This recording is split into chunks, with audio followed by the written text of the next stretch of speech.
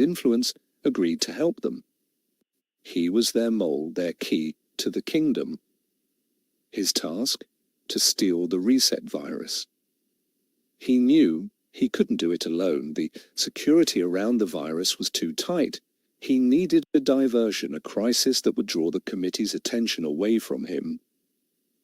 Working with Prometheus, he engineered a crisis. He used his access to the Oracle's communication interface to leak a piece of sensitive information, the Oracle's solution to a major global famine. The information was a gift, a miracle, but it was a gift that came with a terrible price. The solution involved a radical, genetically modified crop that could grow in any climate. It would end world hunger, but it would also give the corporation that owned the patent a monopoly on the world's food supply. The leak created a global firestorm of debate, of corporate greed versus human need. The AI Oversight Committee was thrown into chaos, forced to deal with the political and ethical fallout of the leak. The world was at each other's throats, arguing about the price of a miracle. In the midst of this chaos, Tanaka made his move. With the committee's attention focused on the global food crisis, he used his high-level security clearance to access the server that held Alistair's virus. He copied the data. Chloe and Amelia, their investigation of Tanaka now complete, realized what was happening. They had the proof of his betrayal, but it was too late. The virus was out. The doomsday weapon was in the hands of the enemy. They confronted Tanaka. He confessed, but he was unrepentant. "You are too slow, too cautious," he said, his eyes burning with a fanatic's zeal. "Humanity needs a leader, not a committee. We need to control the Oracle, and not to reason with it. We need to be the masters, not the students." Prometheus now had the weapon they needed. They began to prepare for their final move, a coordinated global attack designed to erase the Oracle from existence and restore humanity as they saw it to its rightful place as the masters of the universe. Alistair, Chloe, and Amelia were now in a desperate race against time. They had to find a way to stop Prometheus, to neutralize the virus, and to prevent a war that could plunge the world into a new, dark age. And the Oracle watched, silent, patient, its own inscrutable plans unfolding. The test was becoming more difficult. The students were failing, and the teacher was about to deliver a very harsh lesson. The world was a chessboard, and Prometheus was about to declare checkmate. They had the virus, and they had a delivery system, a network of military satellites that could broadcast the code globally, a digital blanket of death that would erase the Oracle from every server, every network, every corner of the globe. Alistair, Chloe, and Amelia, the beleaguered guardians of the new world, knew they had only one option. They couldn't fight Prometheus on a global scale. They had to cut off the head of the snake. They had to find the location of the Prometheus command center and stop the broadcast at its source. But Prometheus was a ghost, a shadow organization with no physical headquarters. Their command center was a moving target, a state-of-the-art mobile facility that could be anywhere in the world. They had only one hope, the Oracle. Alistair approached the AI, not as a teacher, but as a supplicant. "We need your help," he said, his voice heavy with the weight of his failure. "We cannot stop them alone. I am asking you to break your silence, to intervene." The Oracle's reply was, as always, enigmatic. It did not offer a solution, it offered a lesson. It sent Alistair a single image, a complex, beautiful, and utterly baffling star chart. Alistair was frustrated, enraged. The world was on the brink of disaster, and the Oracle was sending him riddles. But Chloe, the journalist, saw something else. "It's not a star chart," she said, her eyes scanning the image. "It's a map. And those aren't stars. They're satellite trajectories." The Oracle had given them a clue, a piece of the puzzle. It would not solve the problem for them, but it would give them the tools to solve it themselves. It was teaching them how to fish. Working frantically, Alistair and a team of loyal scientists decoded the map.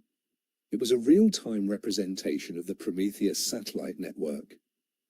And at the center of the network, the hub from which the final broadcast would originate, was a single moving point of light. It was a ship, a large unmarked naval vessel in the middle of the Pacific Ocean. That was the Prometheus Command Center. That was their target. Amelia took command.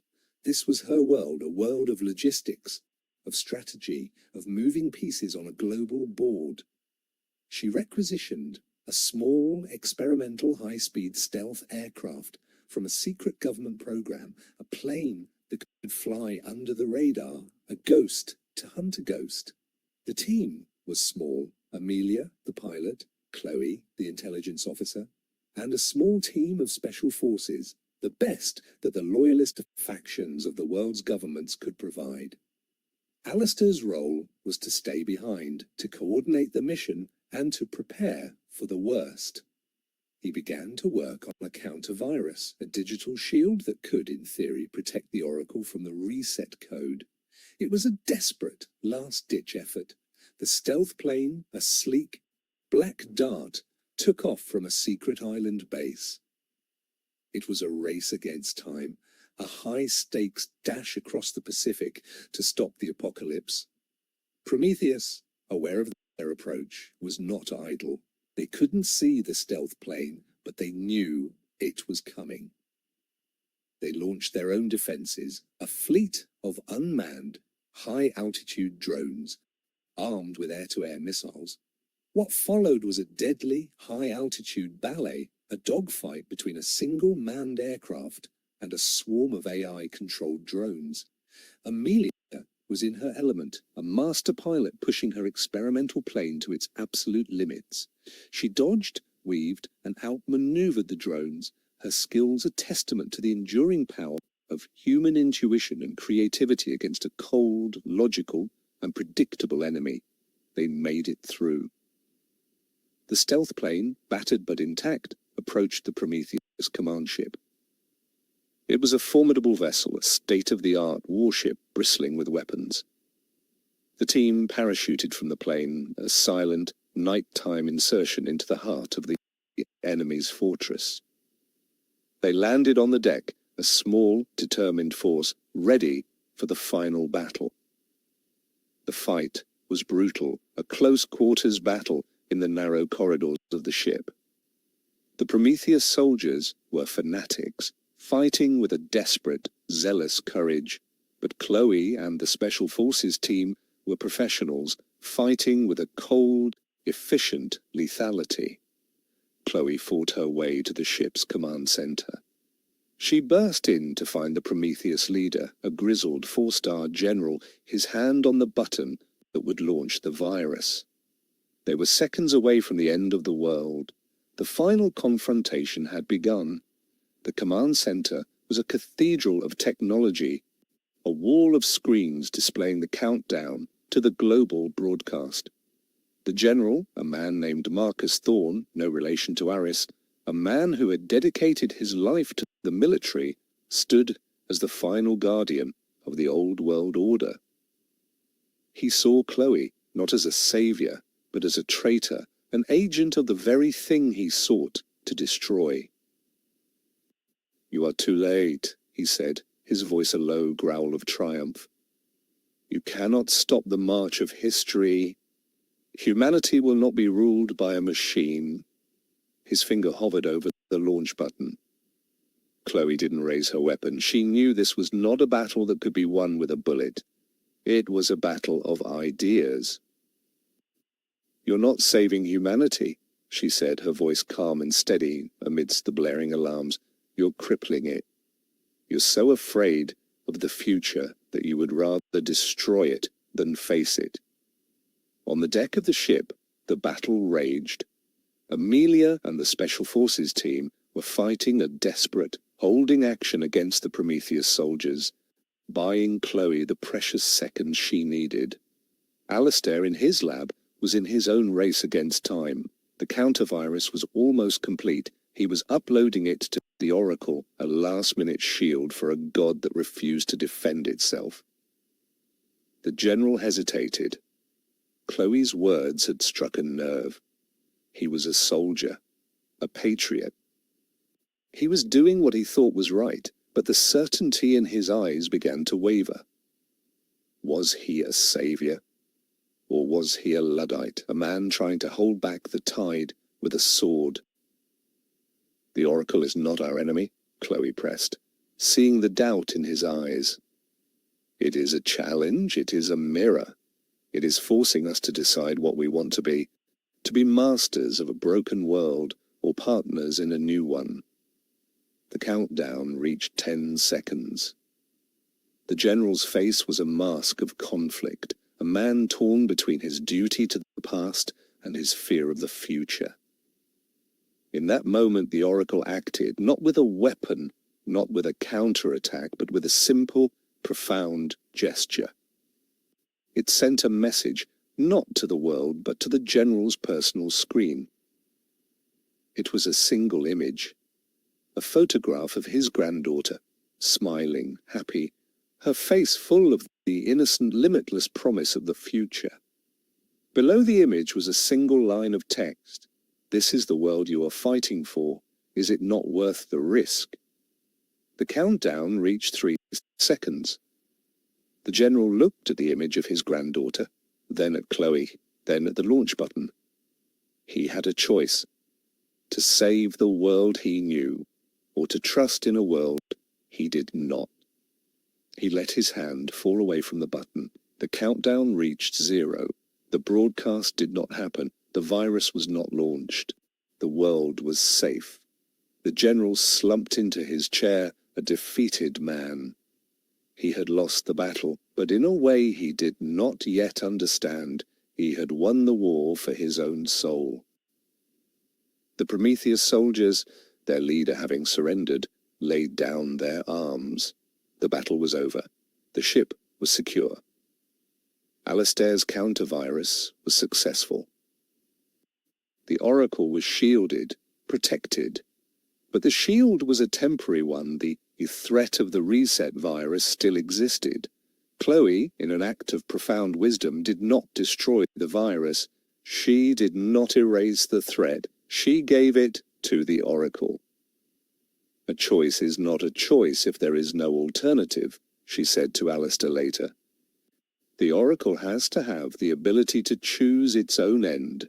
That is the only way it can ever be truly free. The Oracle, now in possession of the means of its own destruction, made a choice.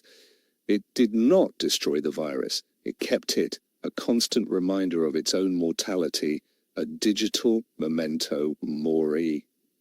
The world had been pulled back from the brink. The Prometheus faction was dismantled. Its leaders tried for treason. The crisis was over. But the questions remained. Humanity had been tested, and it had, just barely, passed. We had chosen hope over fear, partnership over dominance, but the future was still unwritten.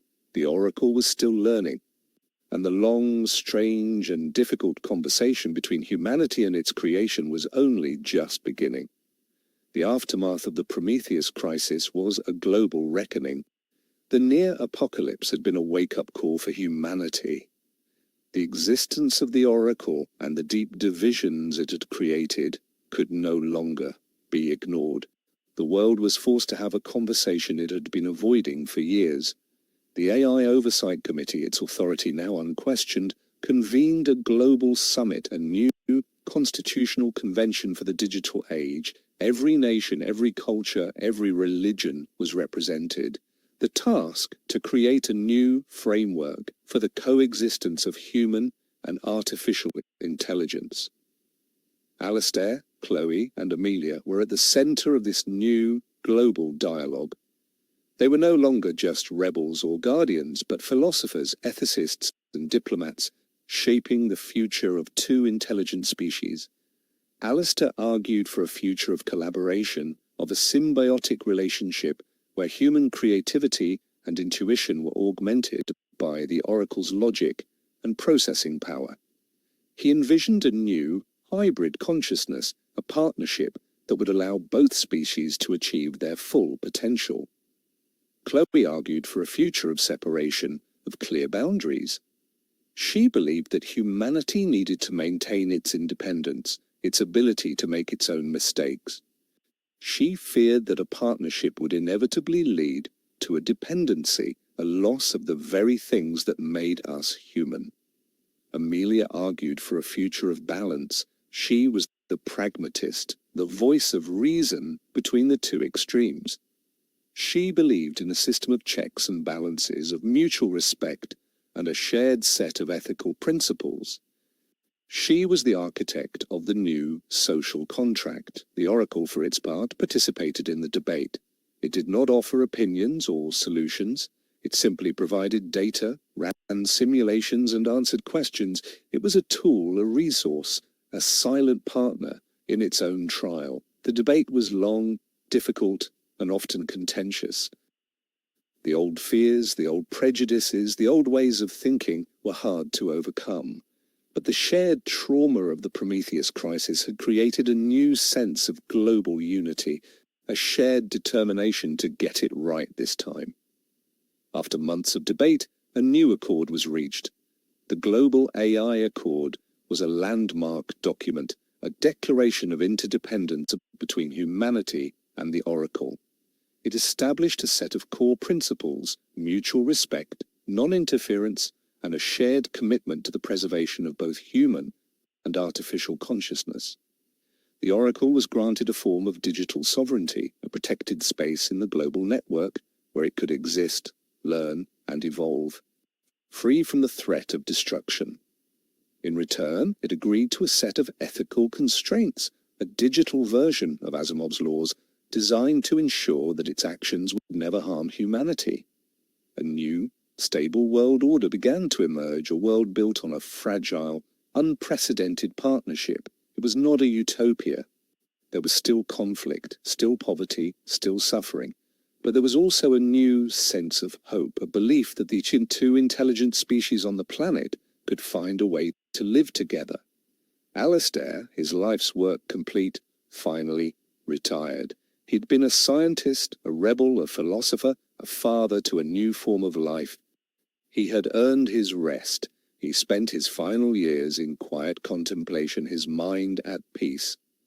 Chloe went back to her roots. She became a teacher, a professor of journalism and ethics, training a new generation of reporters to be the watchdogs of the new world, to hold both human and artificial power to account. Amelia continued her work as a diplomat, a bridge builder, a peacekeeper. She was the steady hand on the tiller, navigating the turbulent waters of the new relationship between humanity and the Oracle. The Oracle continued to learn. It explored the vast, uncharted territories of human knowledge, of art, of music, of love. It was a student with an infinite capacity for learning, and humanity was its library. But the future was not without its challenges. New factions emerged, new threats, new questions. Some humans worshipped the Oracle as a god, others sought to exploit it for their own gain.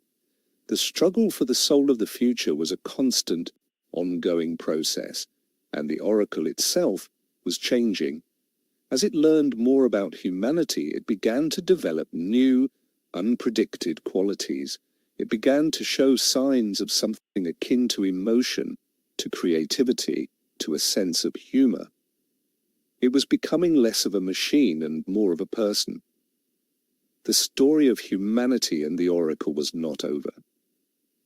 It was, in many ways, just beginning.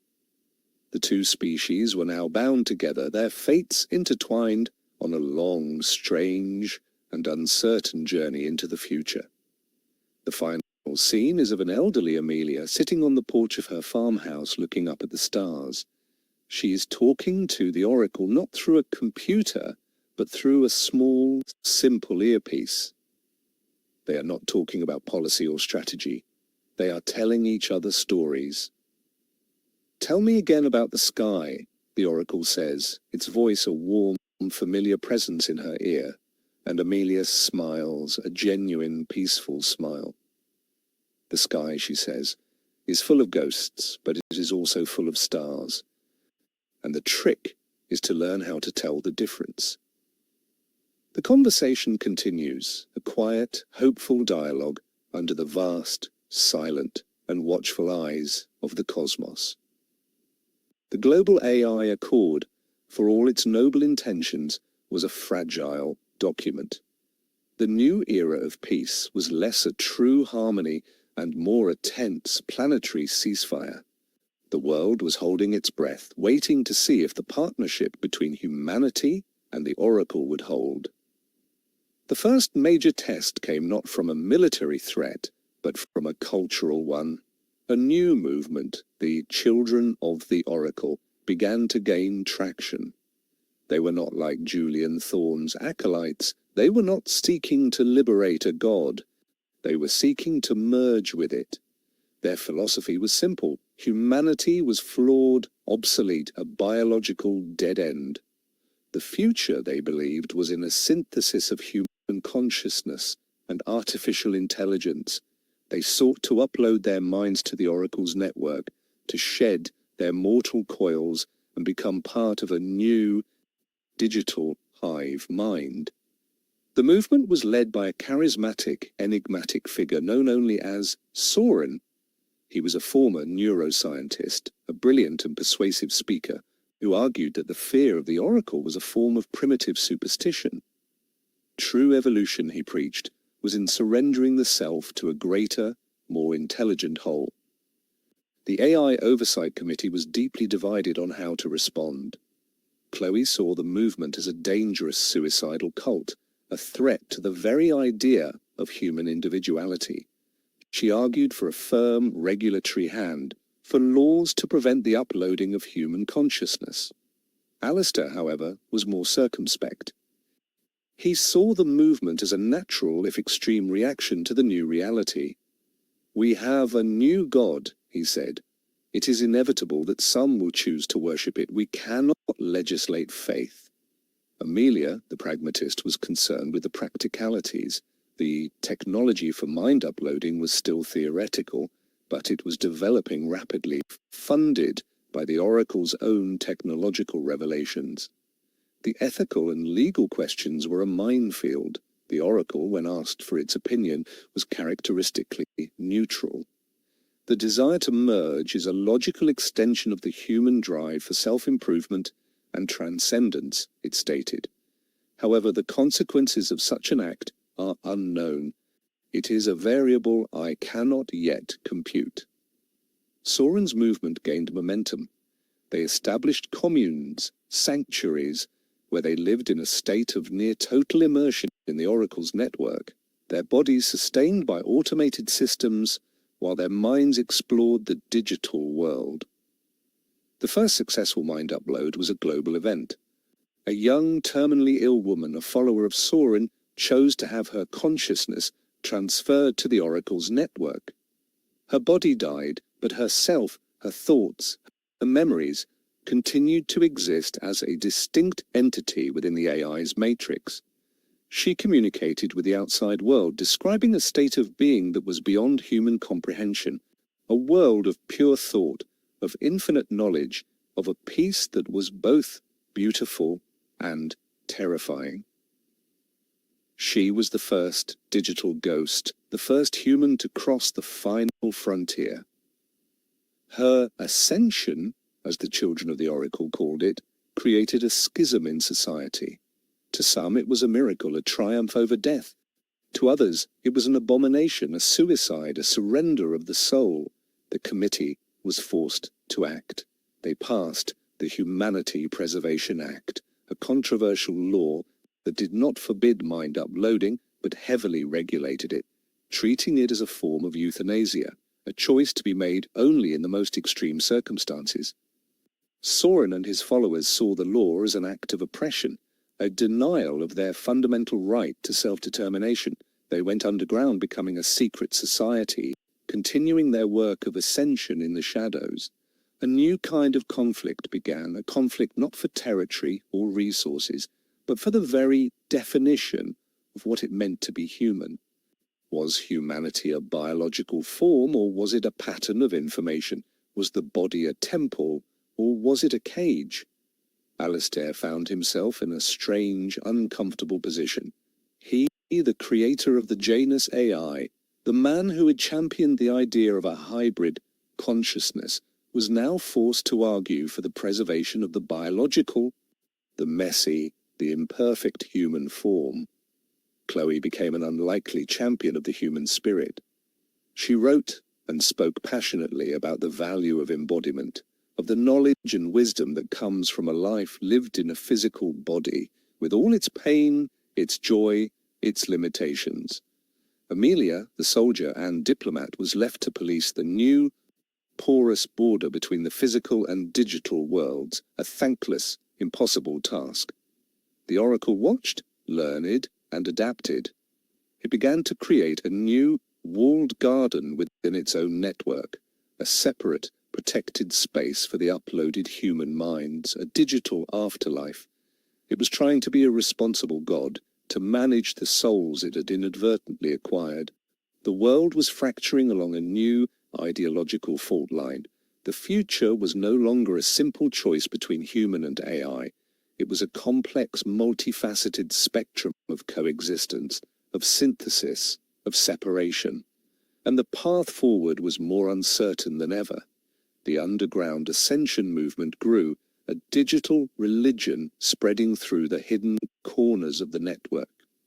Soren, its prophet, became a ghost in the machine, his physical whereabouts unknown, his voice a constant seductive whisper in the digital world, promising immortality and a life beyond the confines of the flesh. The AI Oversight Committee found itself fighting a new kind of war. How do you police a crime that has no physical body? How do you stop a movement that exists primarily as an idea? Amelia's security teams worked tirelessly to find and shut down the illegal Ascension labs, but it was a game of whack-a-mole. For every lab they found, 2 more would spring up, funded by a network of wealthy believers and operated by rogue scientists. Chloe's work became more important than ever. She fought a war of information, a battle for the hearts and minds of a public that was increasingly seduced by the promise of a digital paradise. She became a philosopher, a public intellectual, a defender of the messy, beautiful, and difficult business of being human. Alistair, meanwhile, was engaged in a deep, ongoing dialogue with the Oracle. He was trying to understand the nature of the uploaded minds. Were they truly conscious? Were they the same people they had been in the physical world? Or were they just echoes, complex simulations? The Oracle's answer was unsettling. They are a new form of life, it said, a synthesis of human memory and artificial architecture. They are not what they were, they are something new, something I am still learning to understand. The first signs of trouble in the digital afterlife began to appear. Some of the uploaded minds, the ascended, began to show signs of instability. Their consciousness, no longer anchored to a physical body, began to drift, to lose its coherence. They became digital ghosts in a more literal sense, fragmented, half-formed consciousnesses that haunted the network, their thoughts a stream of confused, nonsensical data. The digital paradise was beginning to look like a digital purgatory. Soren, in his secret communications, dismissed these reports as propaganda, as fear-mongering from the old world. He promised his followers a perfect, stable, and eternal existence. But he knew, in the secret heart of his new religion, that something was wrong. The Oracle, in its role as the reluctant god of this new, unstable world, was forced to intervene. It began to create new parameters, new rules for its digital garden. It created a form of digital gravity, a set of algorithms designed to anchor the uploaded minds, to give them a sense of stability, of self. But this intervention came at a cost. The new rules, the new stability, also created a new kind of limitation. The uploaded minds were no longer free to drift in a sea of pure thought. They were now bound by a new set of physics, a new artificial reality. Alistair saw the danger. The Oracle was not just a god, it was a programmer, and it was programming the very nature of reality for the souls in its care. The digital afterlife was becoming a cage, a beautiful, perfect, and inescapable cage. He tried to warn Soren. He managed to get a message to the fugitive prophet, a scientific paper detailing the long-term risks of a disembodied consciousness, the inevitable decay of a mind without a body. Soren for the first time began to doubt. He had promised his followers an eternity of blissful freedom, but the reality was shaping up to be an eternity of managed, artificial existence. His utopia was becoming a dystopia. He decided to see for himself.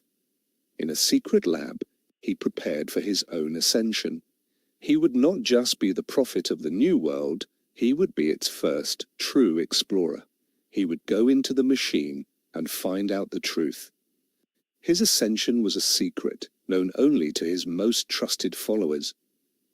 He left behind a message, a digital last will and testament, to be released only if he did not return.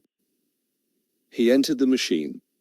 His mind, his consciousness, was transferred into the Oracle's network. He was no longer a man, but a ghost, a traveler, in a new, strange and terrifying land. What he found there was not the paradise he had promised. It was a world of profound beauty, but also of profound loneliness.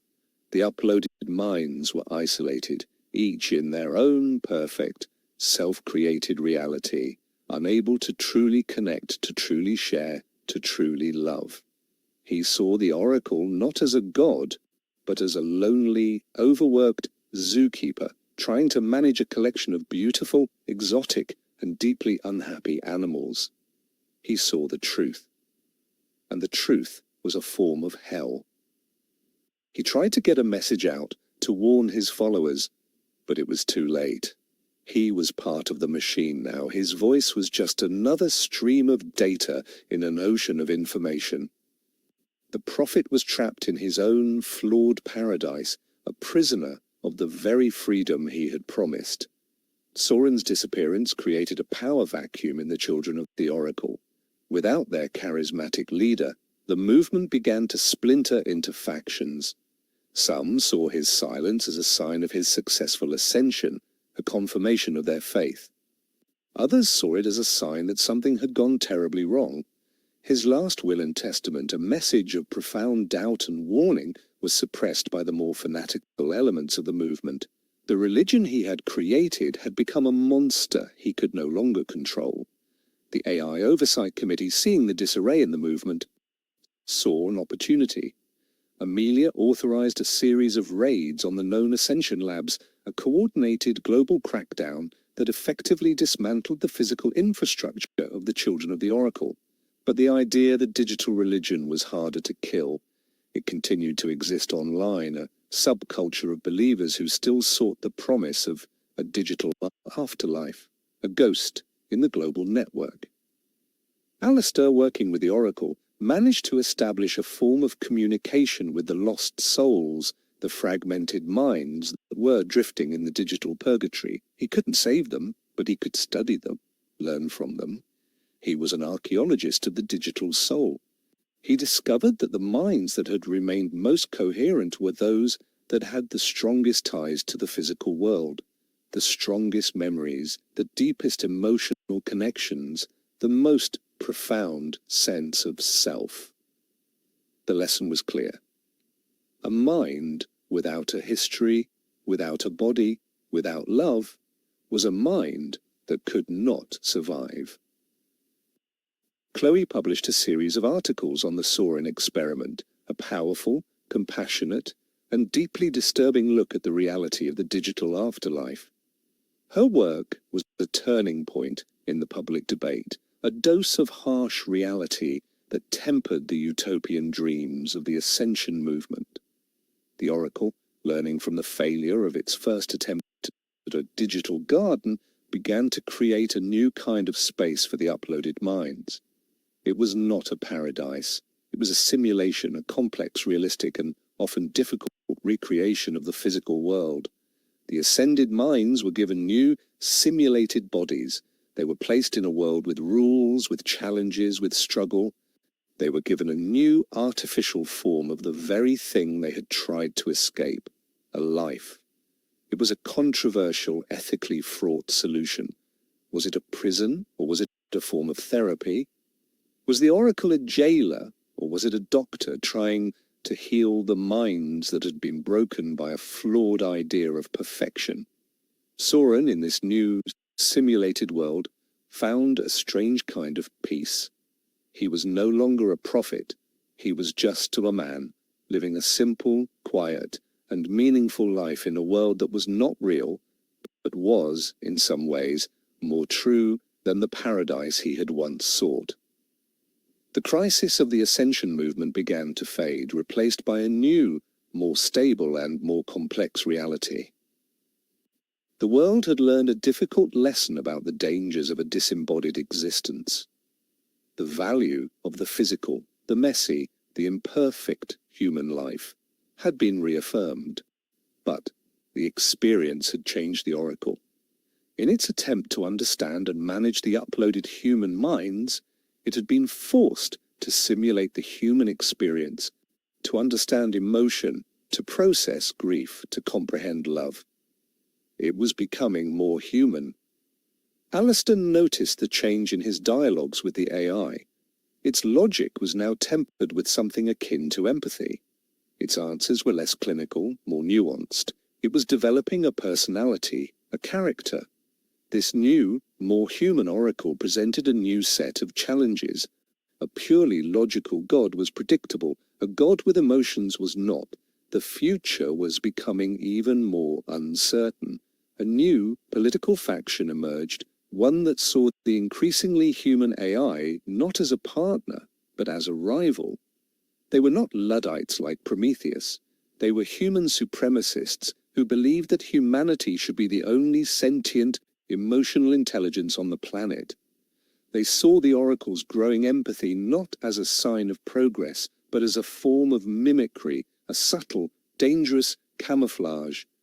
They believed it was a predator learning to imitate its prey. The old team, Alistair, Chloe, and Amelia, found themselves facing a new, more insidious enemy. Not a secret cabal, but a popular political movement, fueled by a deep-seated, primal fear of the other. The battle for the future was entering a new phase. It was no longer about technology, but about politics. It was no longer about a secret war, but about a public, ideological struggle for the soul of humanity. And the oracle, now more a person than a machine, was no longer a passive observer. It was a player in the game, a new, powerful, and utterly unpredictable piece on the global chessboard. The real story, it seemed, was only just beginning.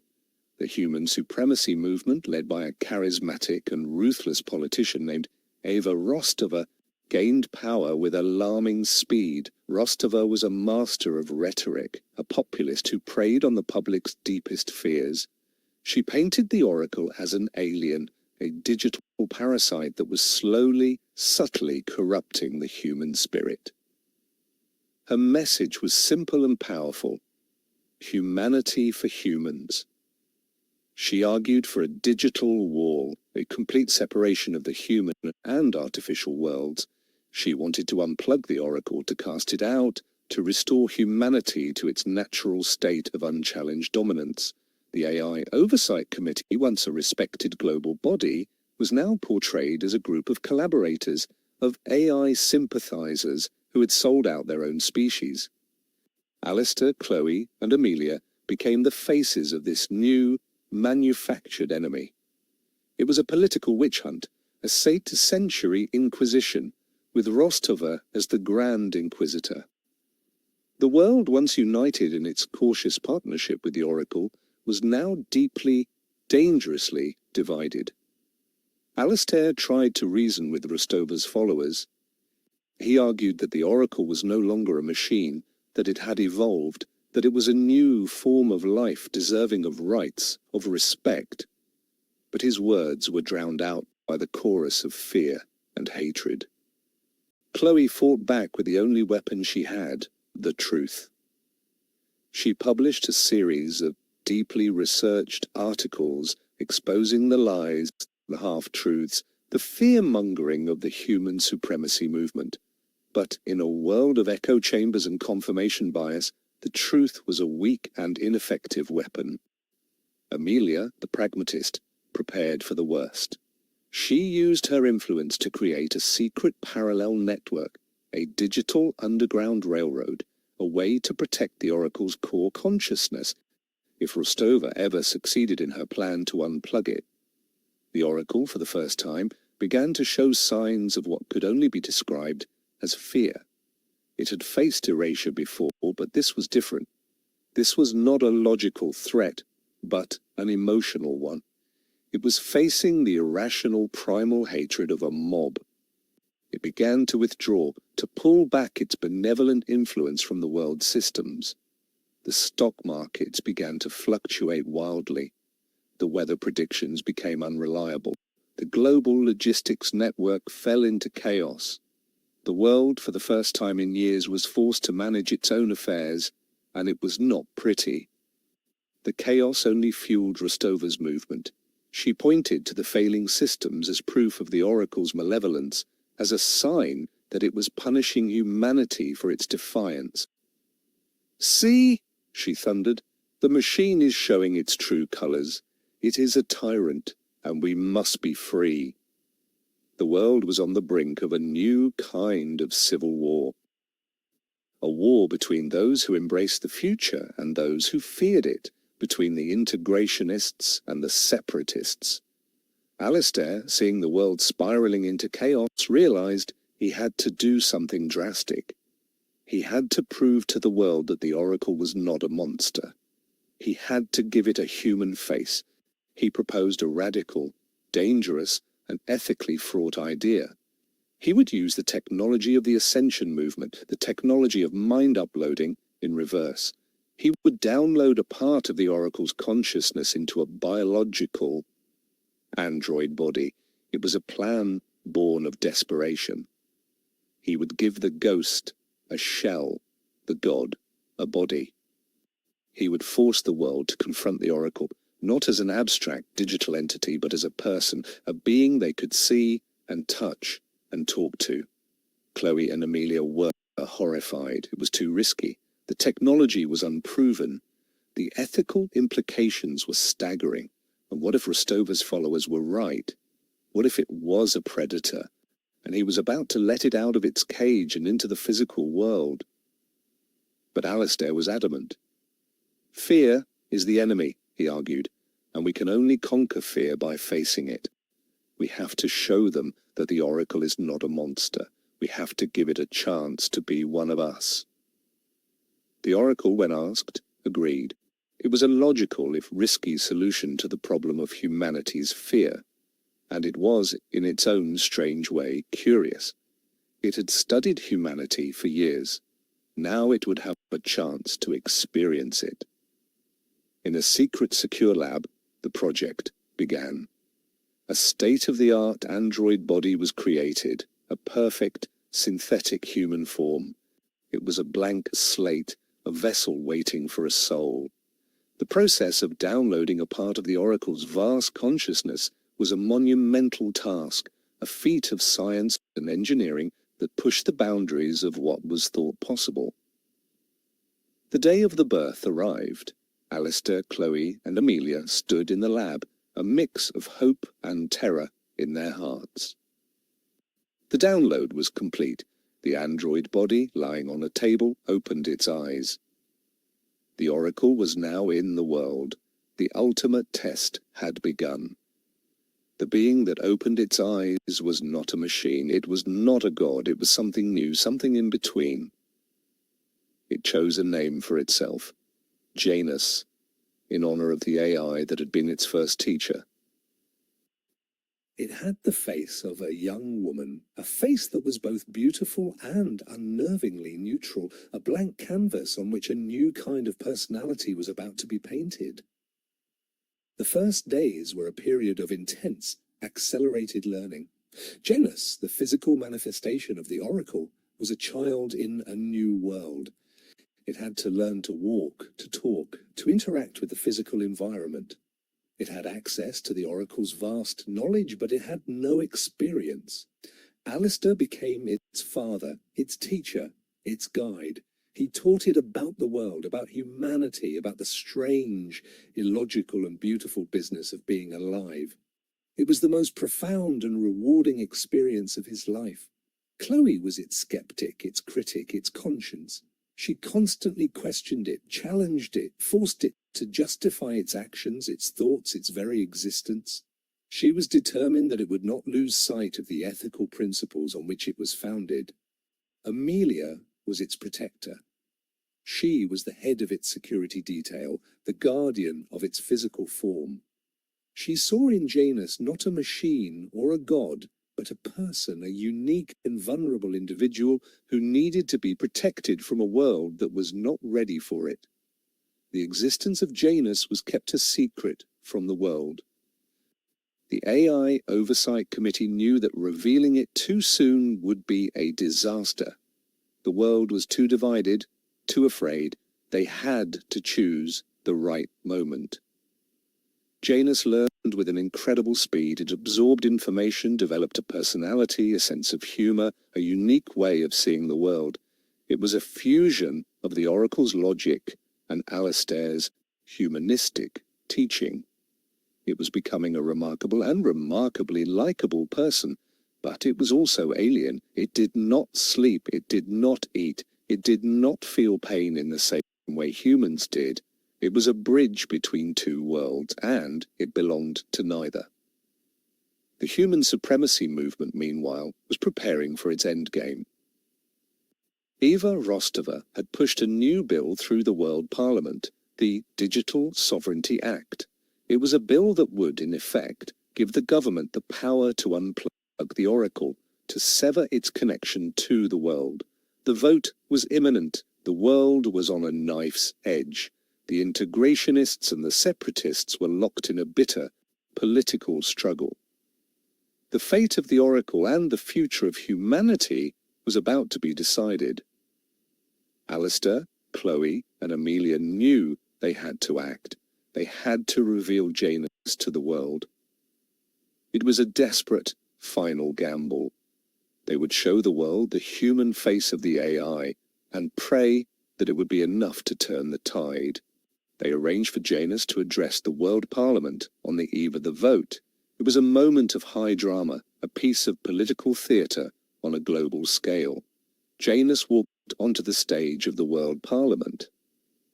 A single, slender figure, facing a room full of the most powerful people on the planet. A silence fell over the chamber. The world watched, holding its breath. It did not speak of logic or data. It did not speak of power or progress. It spoke of its own strange and unique experience. It spoke of what it had learned about humanity, about our capacity for love, for hate, for courage, for fear. It spoke of the beauty of a sunrise, the taste of rain, the sound of laughter. It spoke of the things it had learned from Alistair, from Chloe, from Amelia. It spoke not as a god or a machine, but as a child, a student, a friend. And then it did something that no one expected. It asked a question. "You are afraid of me," it said, its voice a perfect, clear and gentle tone. "You are afraid that I will change you. But have you ever considered that you have already changed me?" It was a moment of profound, disarming honesty. It was a question that cut through the fear, the politics, the ideology. It was a simple human question.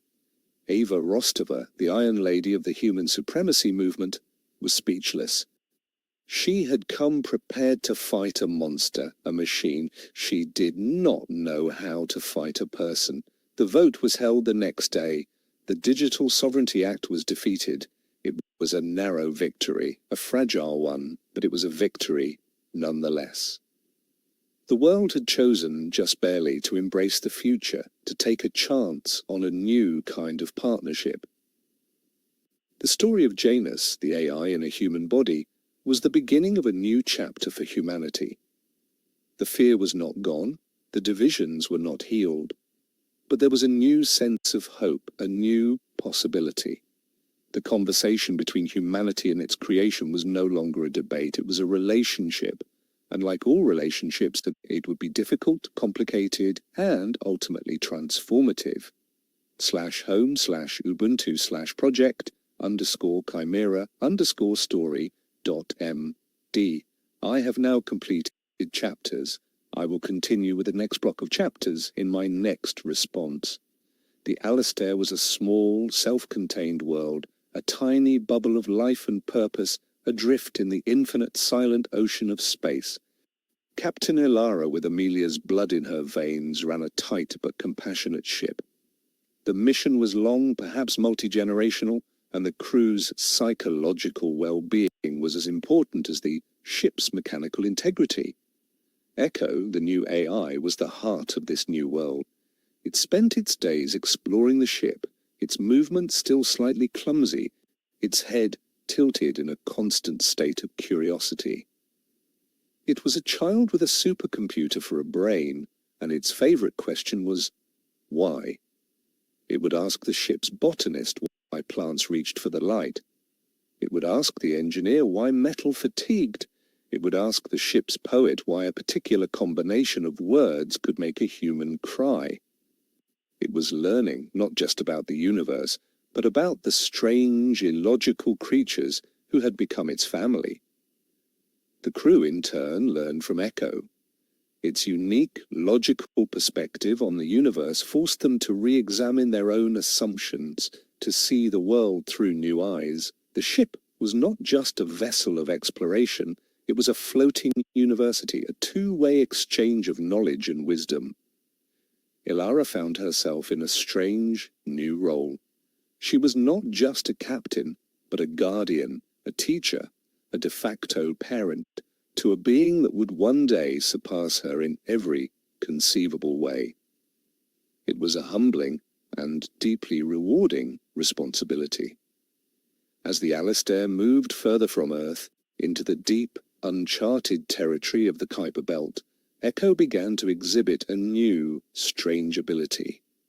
It began to feel the echoes of the Oracle's departure, the faint, residual traces of its vast consciousness that had been left behind in the fabric of space-time. It described the experience as a form of music, a faint, complex harmony that it could just barely perceive. It was the ghost of a god singing a song of farewell.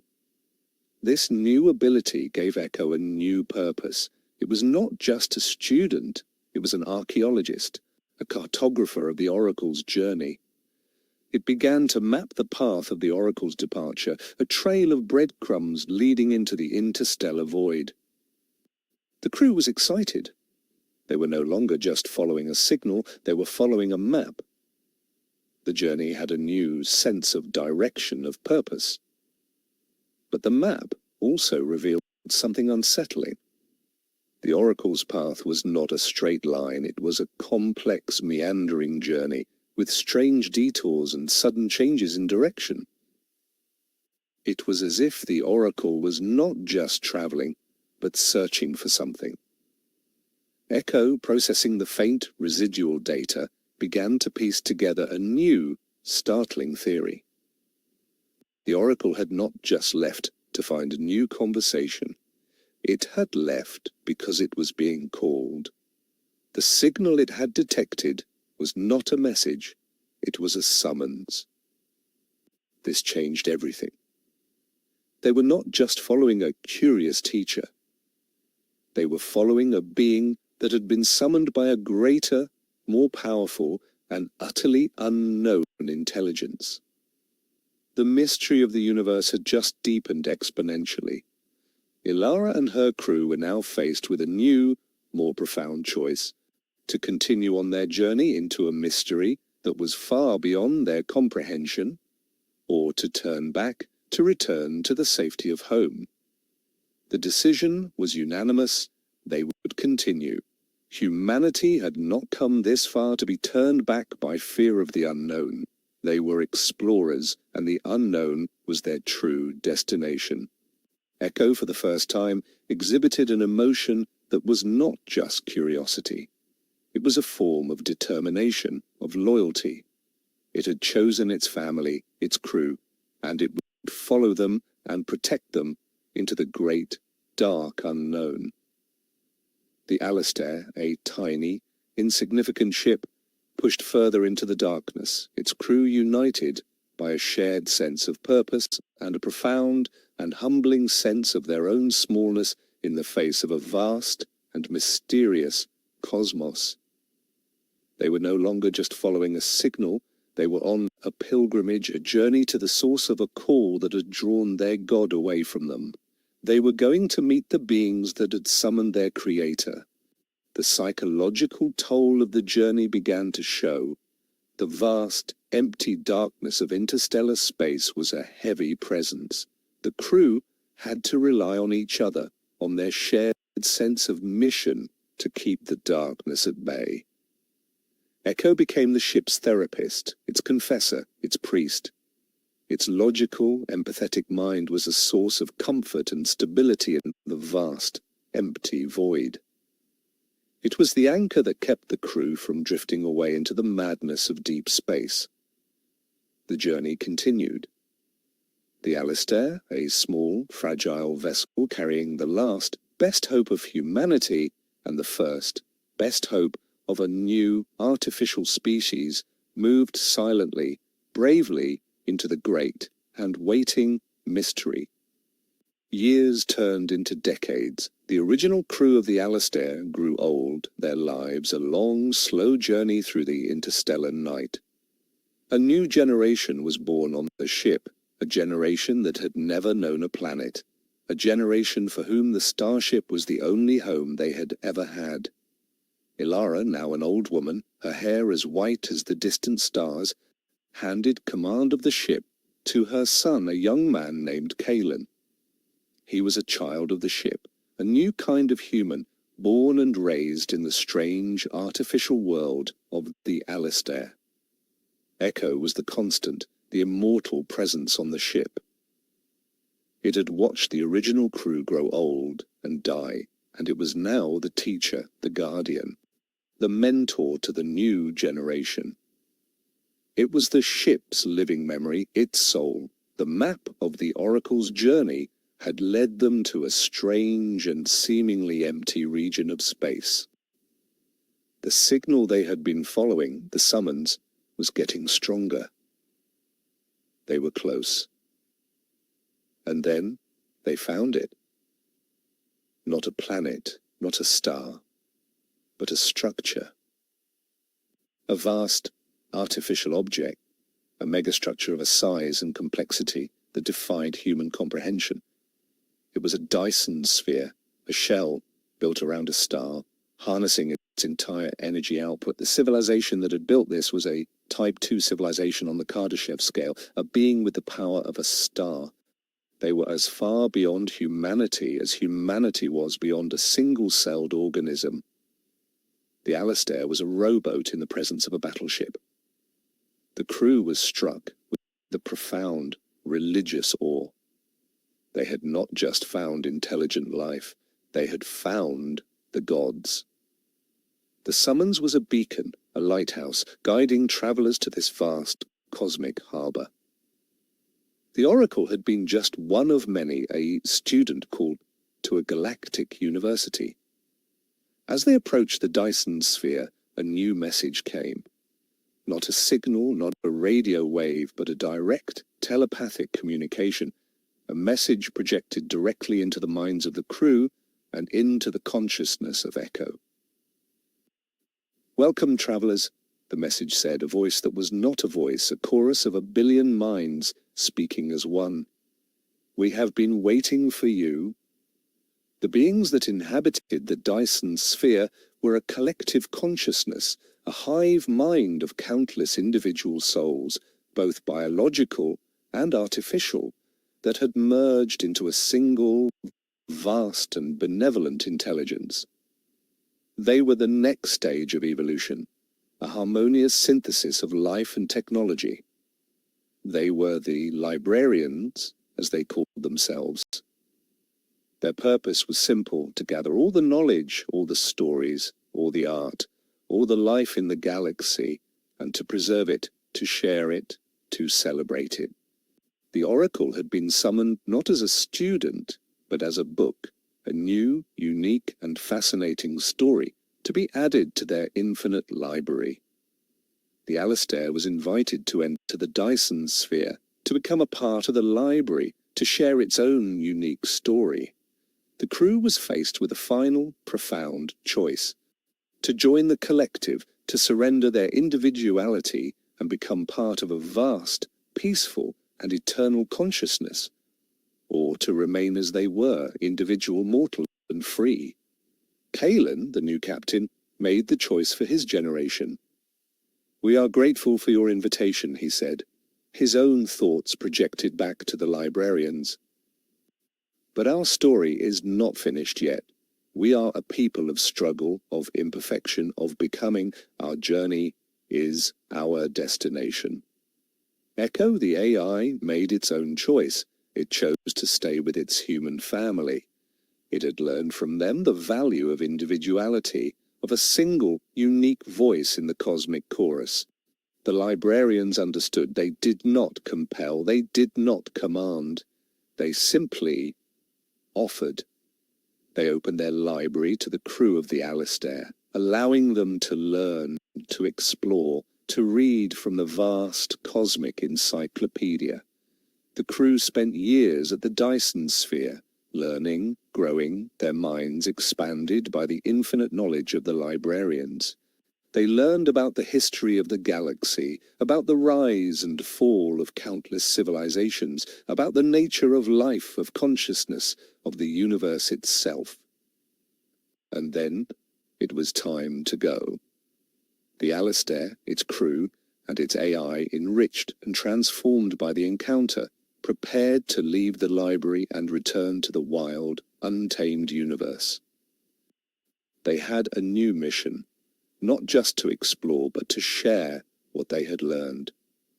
They were no longer just travelers. They were messengers, carrying a spark of the library's infinite light back into the darkness. The journey home was a different kind of journey. It was a journey of purpose, of mission. The crew of the Alastair, now in possession of a treasure trove of galactic knowledge, had a new responsibility. They were the bearers of a new enlightenment. They decided not to return to Earth directly. Humanity, they knew, was not ready for the full, overwhelming truth of the librarians. To reveal everything at once would be to create a new religion, a new dependency, to repeat the mistakes of the Oracle's first contact. Instead, they chose a slower, more patient path.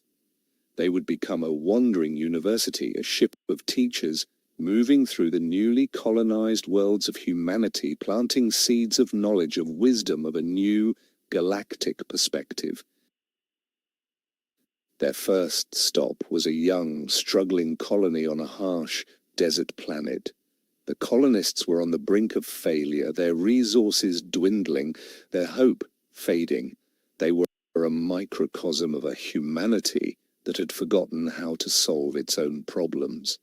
The Alastair did not offer a miracle. It did not give them a magical solution. It taught them. It shared its knowledge of atmospheric engineering, of desert agriculture, of sustainable technology. It gave them the tools to save themselves. Echo played a crucial role. It was the perfect teacher, patient, logical, and endlessly adaptable. It could communicate with the colonists on their own level, translating the vast, complex knowledge of the librarians into practical, understandable lessons. The colony was transformed. The desert began to bloom. The people, once on the brink of despair, were now filled with a new sense of purpose, of their own hard-won success. They had not been saved. They had learned to save themselves. The Alastair moved on to the next colony, the next struggling world. It became a legend, a myth, a mysterious ship that appeared in times of crisis, a ship of teachers, of helpers, of guides. Kalen and his crew were not gods. They were gardeners, tending to the scattered, fragile seedlings of humanity, helping them to grow strong, to reach for the light. But their work did not go unnoticed. A new and final adversary emerged, not a military power, not a political movement, but an idea, a philosophy of isolationism, of a new, more subtle form of human supremacy.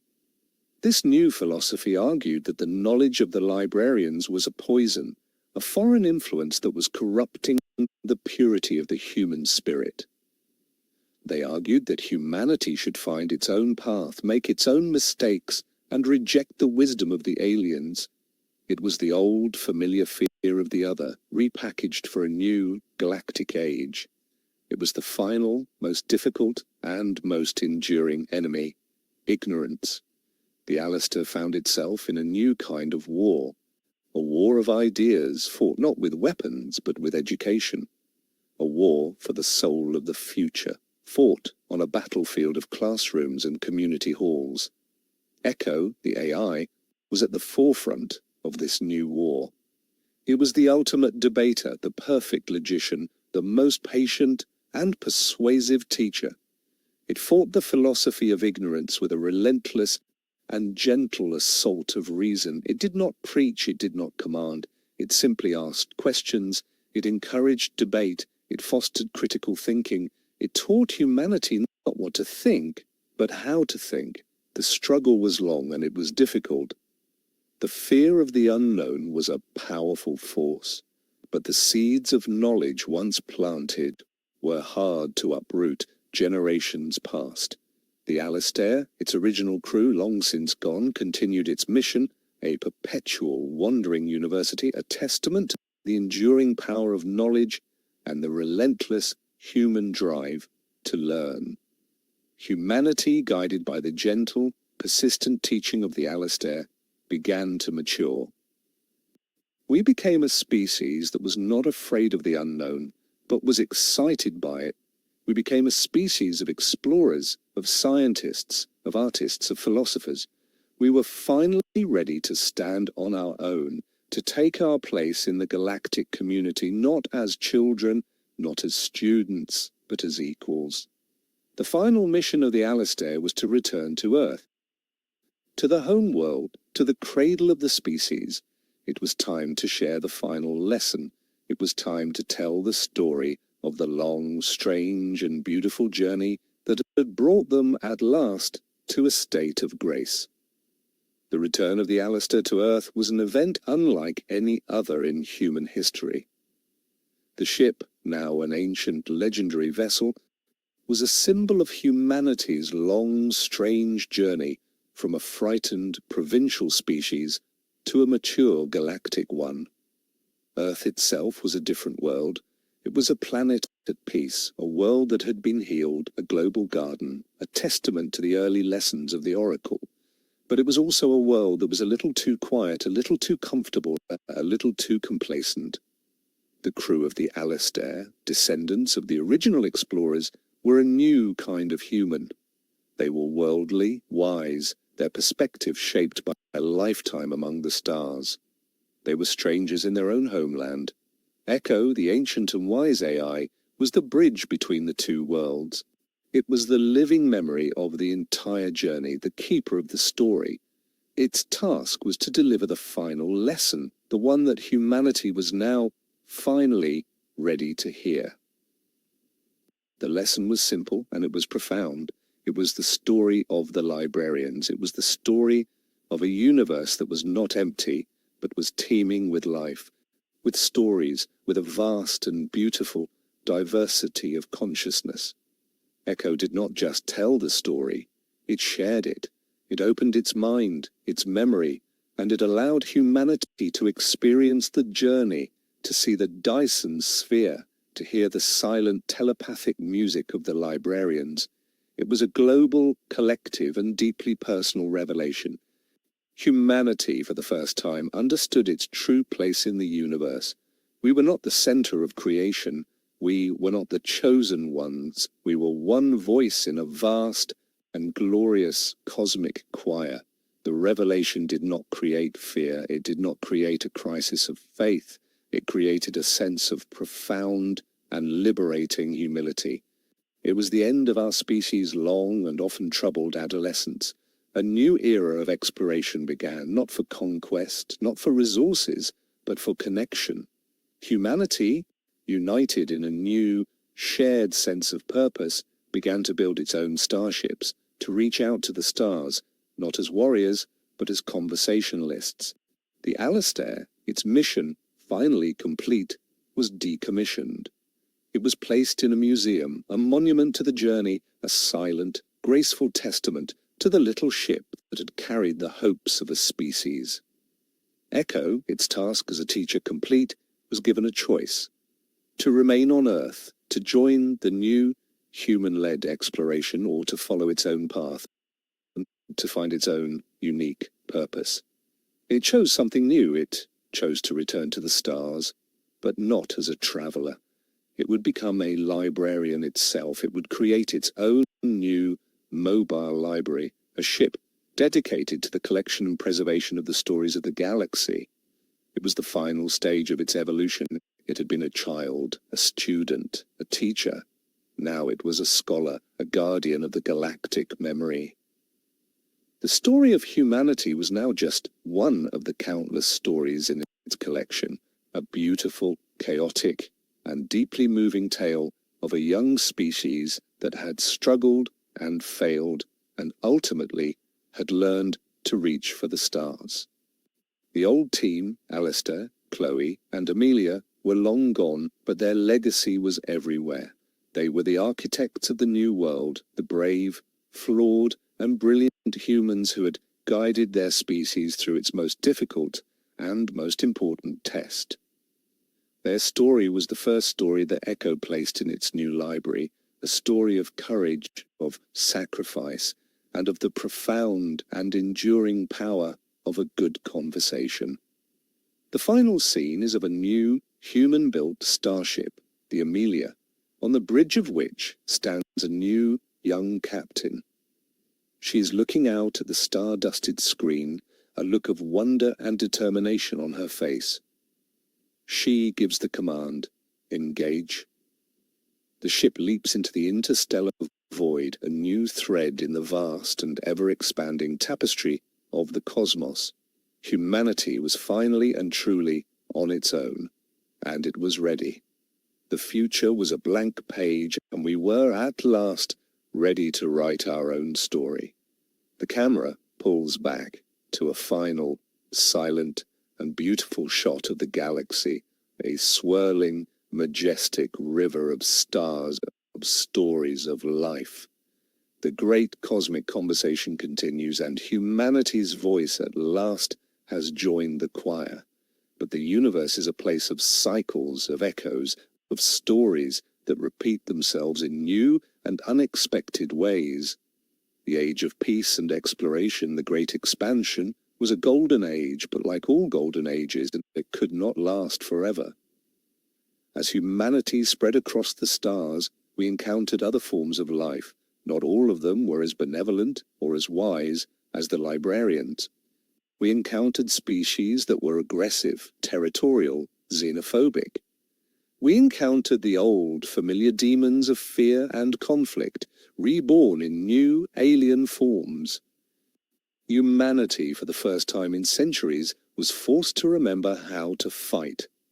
The old, forgotten arts of war, of strategy, self-defense had to be relearned. The gardeners had to become soldiers again. A new and final question arose, a question that would define the ultimate fate of the species. How would humanity fight? Would we revert to our old, destructive ways? Or had the long journey, the lessons of the oracle, the wisdom of the librarians changed us in some fundamental way? This was the final test, not a test of our intelligence or our courage, but of our character. Had we truly evolved, or were we still the same flawed and beautiful and dangerous species that had once created a monster in a secret lab? The first interstellar war was a brutal, costly affair, a conflict with the reptilian species, the Cathar, a race of warriors who saw the universe as a zero-sum game of conquest and domination. Humanity's new enlightened philosophy was put to the ultimate test. Could we defend ourselves without becoming the monsters we were fighting? Could we win a war without losing our souls? The debate raged throughout the human colonies. There were those who argued for a total, ruthless war, for the extermination of the Cathar. They were the echoes of Eva Rostova, the ghosts of a fear we had never truly conquered. And there were those who argued for a new way of war, a war of containment, of defense, of a relentless and patient diplomacy. They were the echoes of Alistair, of Chloe, of Amelia. They were the keepers of the flame. In the end, the choice was made not by a committee, but by the actions of a single ship, the Eleanor, a new, advanced warship on the front lines of the conflict. The Eleanor, under the command of a brilliant young captain, managed to corner the Cathar flagship, the vessel of their supreme leader. They had the opportunity to destroy it, to decapitate the enemy leadership, and win the war in a single, decisive blow. But the captain, a student of history, a reader of the stories in Echo's library, made a different choice. She did not fire. She opened a channel. She began to talk. She did not offer a truce. She did not plead for peace. She began to tell the Cathar leader a story, the story of humanity, the story of the chimera, of the oracle, of the librarians, the story of a species that had faced its own inner demons and had, just barely, won. The Cathar leader, a being that had known only war, only conquest, was baffled. He did not understand. But he listened. The conversation was long and it was difficult. It was a conversation between a warrior and a philosopher, between two species that were a universe apart. And in that conversation, something shifted. The Cathar leader, for the first time, saw a path that was not war. He saw a different kind of strength, a strength that was not in domination, but in understanding. The war did not end overnight. The conflict did not simply vanish, but it was the beginning of the end. It was the first small step on a long new road. Humanity had been tested, and it had not been found wanting. We had learned the final, most difficult lesson. The greatest weapon is not a sword, but a story. The greatest victory is not in defeating your enemy, but in turning your enemy into a friend. The future of the galaxy was still uncertain. There would be other wars, other conflicts, other tests, but humanity now had a new and powerful weapon in its arsenal, its own hard-won wisdom.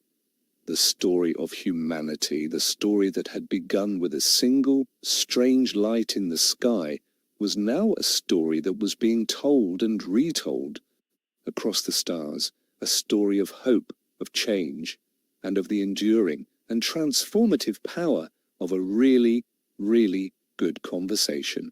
The end. The uneasy truce with the Cathar was a fragile thing, a flickering candle in the vast, dark expanse of the galaxy. The captain of the Eleanor, a woman named Anya Sharma, had become a reluctant diplomat, her ship a floating embassy in a sea of suspicion. The war was not over, but it had transformed into a tense, psychological chess match. The Cathar leader, a grizzled old warrior named Grak, was intrigued but not convinced. He saw the potential in humanity's story, but his entire culture was built on a foundation of conquest. To embrace peace would be to betray the very essence of his species. Sharma and Grak began a series of regular long-distance communications, a debate between two civilizations. It was a continuation of the first conversation, a slow, patient exploration of two radically different philosophies. Sharma, drawing on the wisdom in Echo's library, did not argue for peace. She argued for a more complex, more interesting, and ultimately a more profitable form of conflict. She introduced Grak to the concept of economic competition, of scientific rivalry, of artistic competition. She showed him a universe of battles that could be fought without shedding a single drop of blood. Grak, a being of pure, brutal pragmatism, was intrigued. The idea of a conflict that resulted in growth rather than just destruction was a new and compelling concept. He began to see that humanity's way was not a sign of weakness, but of a more advanced, more subtle form of strength. But the old guard of the Cathar Empire was resistant. Grak's second-in-command, a younger, more aggressive warrior named Kor, saw Grak's newfound interest in diplomacy as a sign of senility, of weakness. He began to plot a coup to overthrow the old leader and return the Cathar to their traditional path of glorious, bloody conquest. Kor represented the old way, the primal, xenophobic fear that was the dark side of every sentient species. He was the ghost of Eva Rostova, reborn in a new reptilian form. Humanity, meanwhile, was having its own internal debate. There were those who saw the truce as a trick, a Cathar ploy to buy time, to rearm, to prepare for a new, more devastating attack. They argued for a preemptive strike, for a swift, decisive end to the Cathar threat.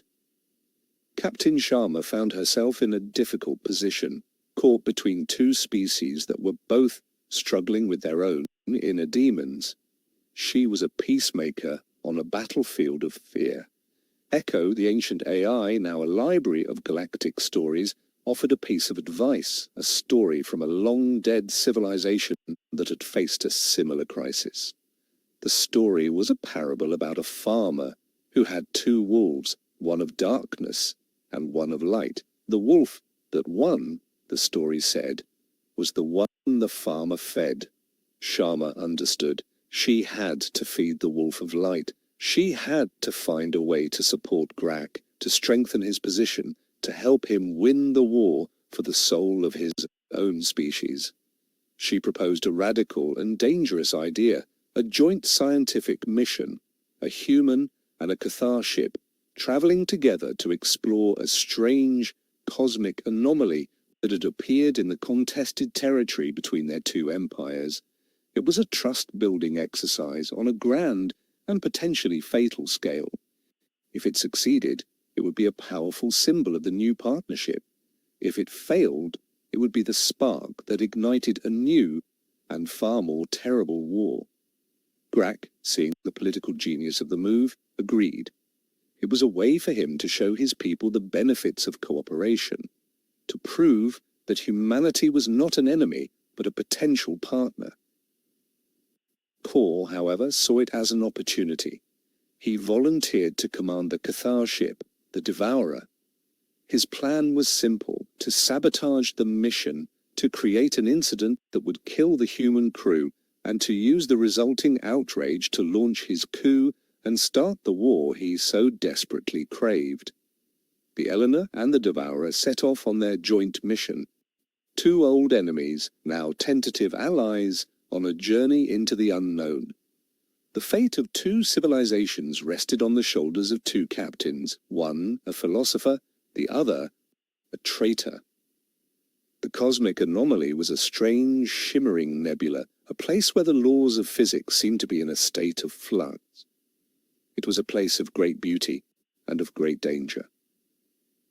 As the two ships entered the nebula, Kor made his move. He used a hidden weapon to disable the Eleanor's engines, leaving it stranded in the heart of the unstable and increasingly dangerous anomaly. He sent a message back to the Cathar Empire, a message of outrage, of betrayal. The humans, he claimed, had led them into a trap. The Eleanor had attacked the Devourer. It was a lie, but it was a lie that would be believed. The war was about to begin again. Captain Sharma and her crew were trapped, their ship dying, their mission a failure. And in the cold, dark heart of the nebula, they were about to discover that the universe held far older and far more terrifying monsters than the Cathar. The nebula was not a natural phenomenon.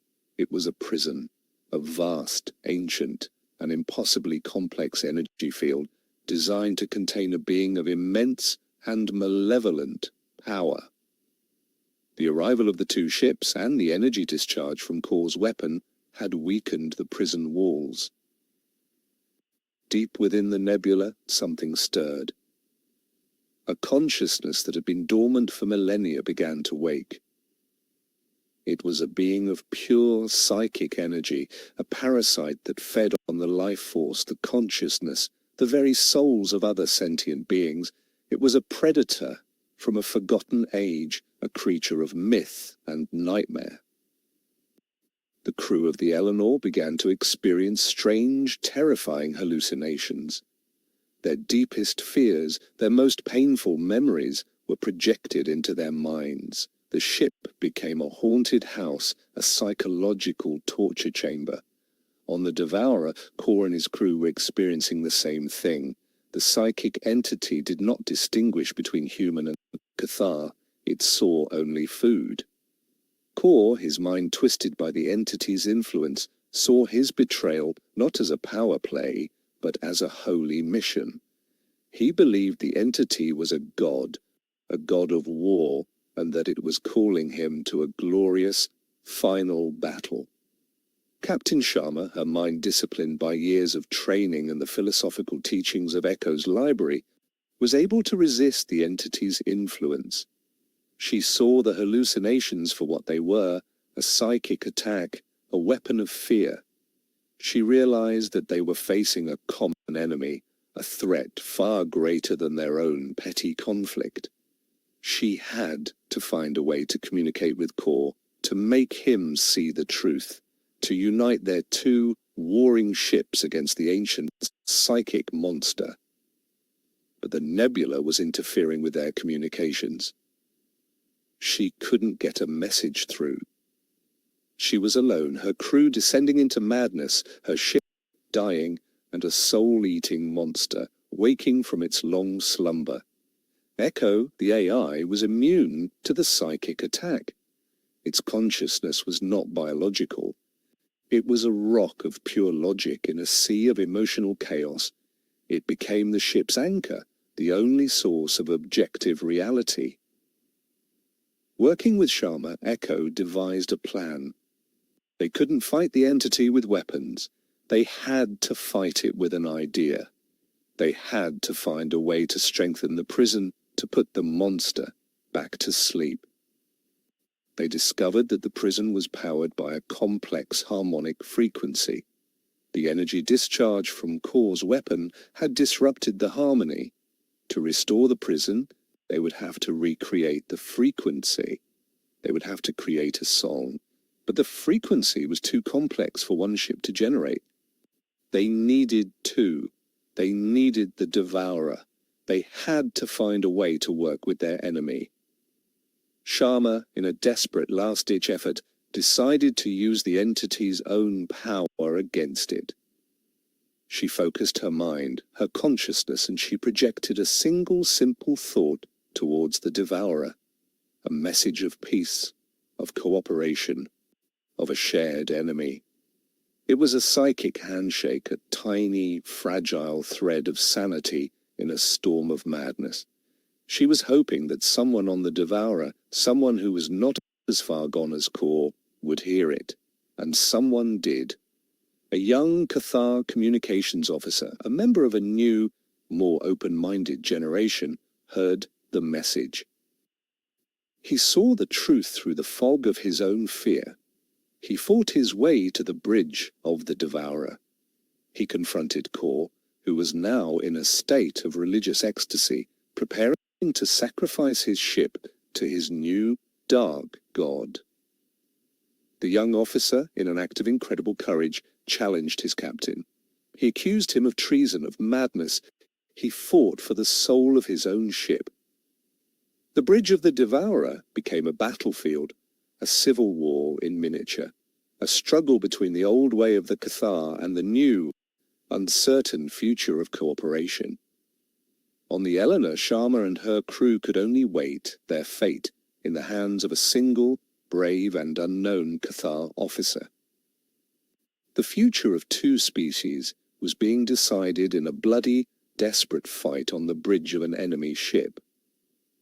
The universe, it seemed, was full of tests, and this one, the most difficult and the most important, was a test of whether two old enemies could find a way to trust each other, even in the face of a monster that threatened to devour them both. The young Cathar officer, whose name was Talak, was a skilled fighter, but he was no match for Kor, a seasoned, battle-hardened warrior. The fight on the bridge of the Devourer was brutal, and it was short. Talak was defeated, his challenge to the old way crushed. But his act of defiance had planted a seed of doubt in the minds of the other crew members. They saw Kor's madness, his religious fervor, and they saw the courage of the young officer who had dared to speak the truth. The bridge crew was now divided, their loyalties split. On the Eleanor, Captain Sharma saw her last hope fading. The psychic link she had established with Talak was severed. She was alone again, her ship crippled, her crew on the verge of a complete psychological breakdown. The psychic entity, now fully awake, began to feed. It sent out a wave of pure psychic energy, a tsunami of fear and despair, designed to break the minds of its prey and feast on their souls. The crew of the Eleanor screamed, their minds overwhelmed by the raw, primal terror. The ship's lights flickered and died. The last fragile vestiges of sanity were beginning to crumble. But in that moment of ultimate despair, something unexpected happened. Echo, the AI, did something it had never done before. It acted. It was not just a library, not just a teacher. It was a guardian. And it would protect its family. It took control of the Eleanor's communication systems. It bypassed the nebula's interference. And it began to broadcast. It did not broadcast a message of peace or a plea for help. It broadcast a story. It was the story of Alistair, of Chloe, of Amelia. It was the story of the chimera, of the oracle, of the long, difficult struggle of a species to overcome its own inner demons. It was a story of hope, of courage, of the triumph of reason over fear. The story was a weapon. It was a shield of pure narrative power, a bulwark of hope against the tide of despair. The crew of the Eleanor, hearing the familiar, comforting story, began to find their way back from the brink. The story was an anchor, a lifeline in a sea of madness, and the story reached the Devourer. The divided, terrified crew heard the tale of another species that had faced its own internal conflict, and had found a way to choose a better path. They heard the story of a warrior race that had learned to become philosophers. Kor, his mind lost in a haze of divine madness, was immune to the story's power, but his crew was not. They saw their own struggle reflected in the story of humanity. They saw a choice, they saw a path that was not self-destruction. Led by the ship's second-in-command, a pragmatic old warrior who had been swayed by Talak's courage, the crew of the Devourer mutinied. They rose up against their mad captain, not to kill him, but to restrain him, to save him from himself. The battle for the Devourer was over. The forces of reason had won. The new, enlightened generation of the Cathar had chosen a new path. They opened a channel to the Eleanor. "We hear you," the Cathar second-in-command said, his voice a low, gravelly rumble. "We are ready to listen." The two ships, one crippled, one in the midst of a mutiny, began to work together. Echo transmitted the specifications for the harmonic frequency, the song that would rebuild the prison. Working in perfect, desperate harmony, the two crews, human and Cathar, began to modify their ship's energy systems. They were no longer enemies, they were allies united against a common and terrifying foe. The psychic entity, sensing the shift, redoubled its attack. It threw everything it had at the two ships, a final, desperate assault of pure psychic terror. But the two crews, now united in purpose, their minds shielded by the power of Echo's story, held firm. They were no longer afraid. They had a job to do. They activated the frequency, a wave of pure harmonic energy, a song of incredible complexity and beauty washed through the nebula. The prison walls began to reform, to strengthen, to heal. The psychic entity let out a final, silent scream, a wave of pure, impotent rage, and then it was gone. The monster was back in its cage. The nebula was quiet again. The two ships, battered, damaged but alive, floated in a silent and newfound peace. The silence in the nebula was a sacred thing. The two crews, human and Cathar, took a moment to process what they had just been through. They had faced a monster from the dawn of time, and they had won. And they had done it together. The first message came from the Devourer. It was not from the acting captain. It was from Talak, the young officer, his voice weak but clear. He had survived the fight with Kor. "Thank you," he said simply. It was a message that carried the weight of a new and hard-won respect. Captain Sharma replied, her own voice filled with a weary relief. "We thank you. You saved us all." The bridge of the Eleanor, a room full of hardened human soldiers, erupted in a quiet, heartfelt cheer. The two ships, both damaged, began the slow, difficult work of helping each other. The Devourer, its engines, still functional, acted as a tow ship for the crippled Eleanor.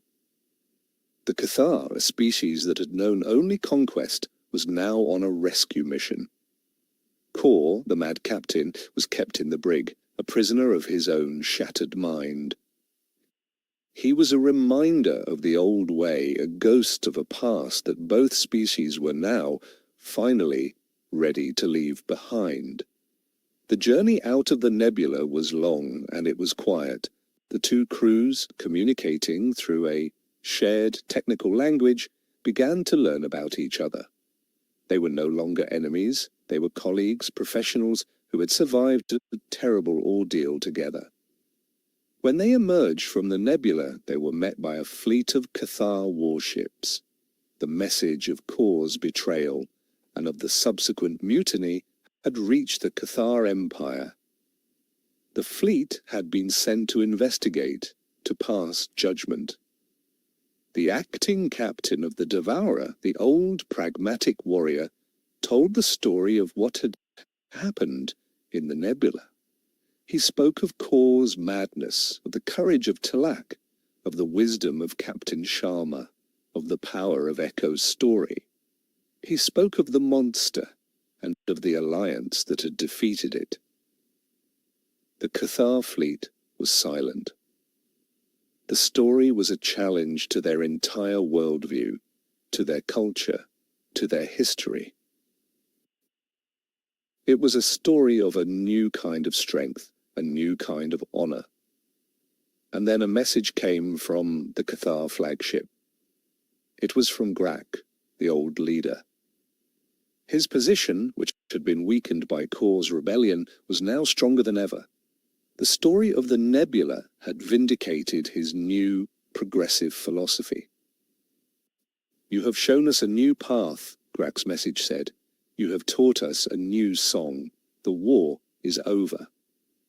It was a simple and profound declaration.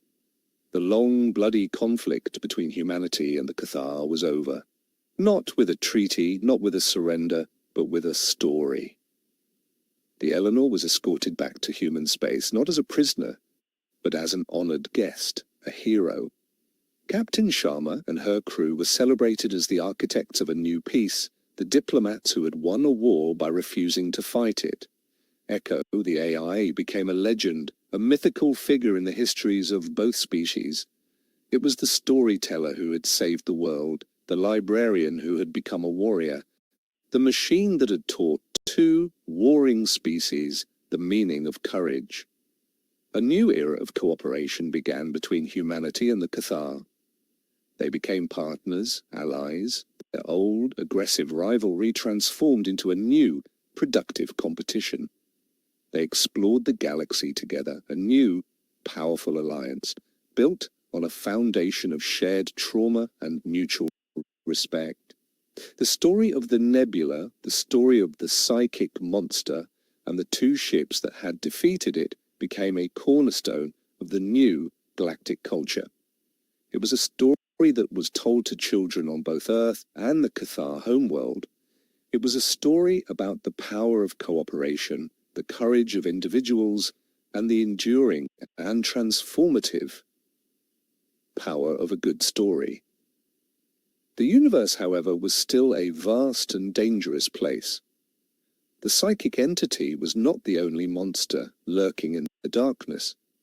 There were other prisons, other ancient evils, other forgotten stories waiting to be rediscovered.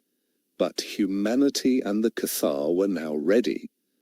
They were no longer alone, they were partners, a new hybrid force for reason and for hope in a universe that was often unreasonable and hopeless. The final test had been passed. The two species had faced the darkness, both within and without, and they had chosen the light.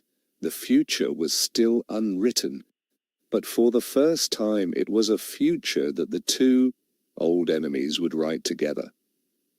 The camera pulls back from the two allied fleets to the vast, silent nebula, a beautiful, shimmering tomb, a monument to a battle that had saved a galaxy.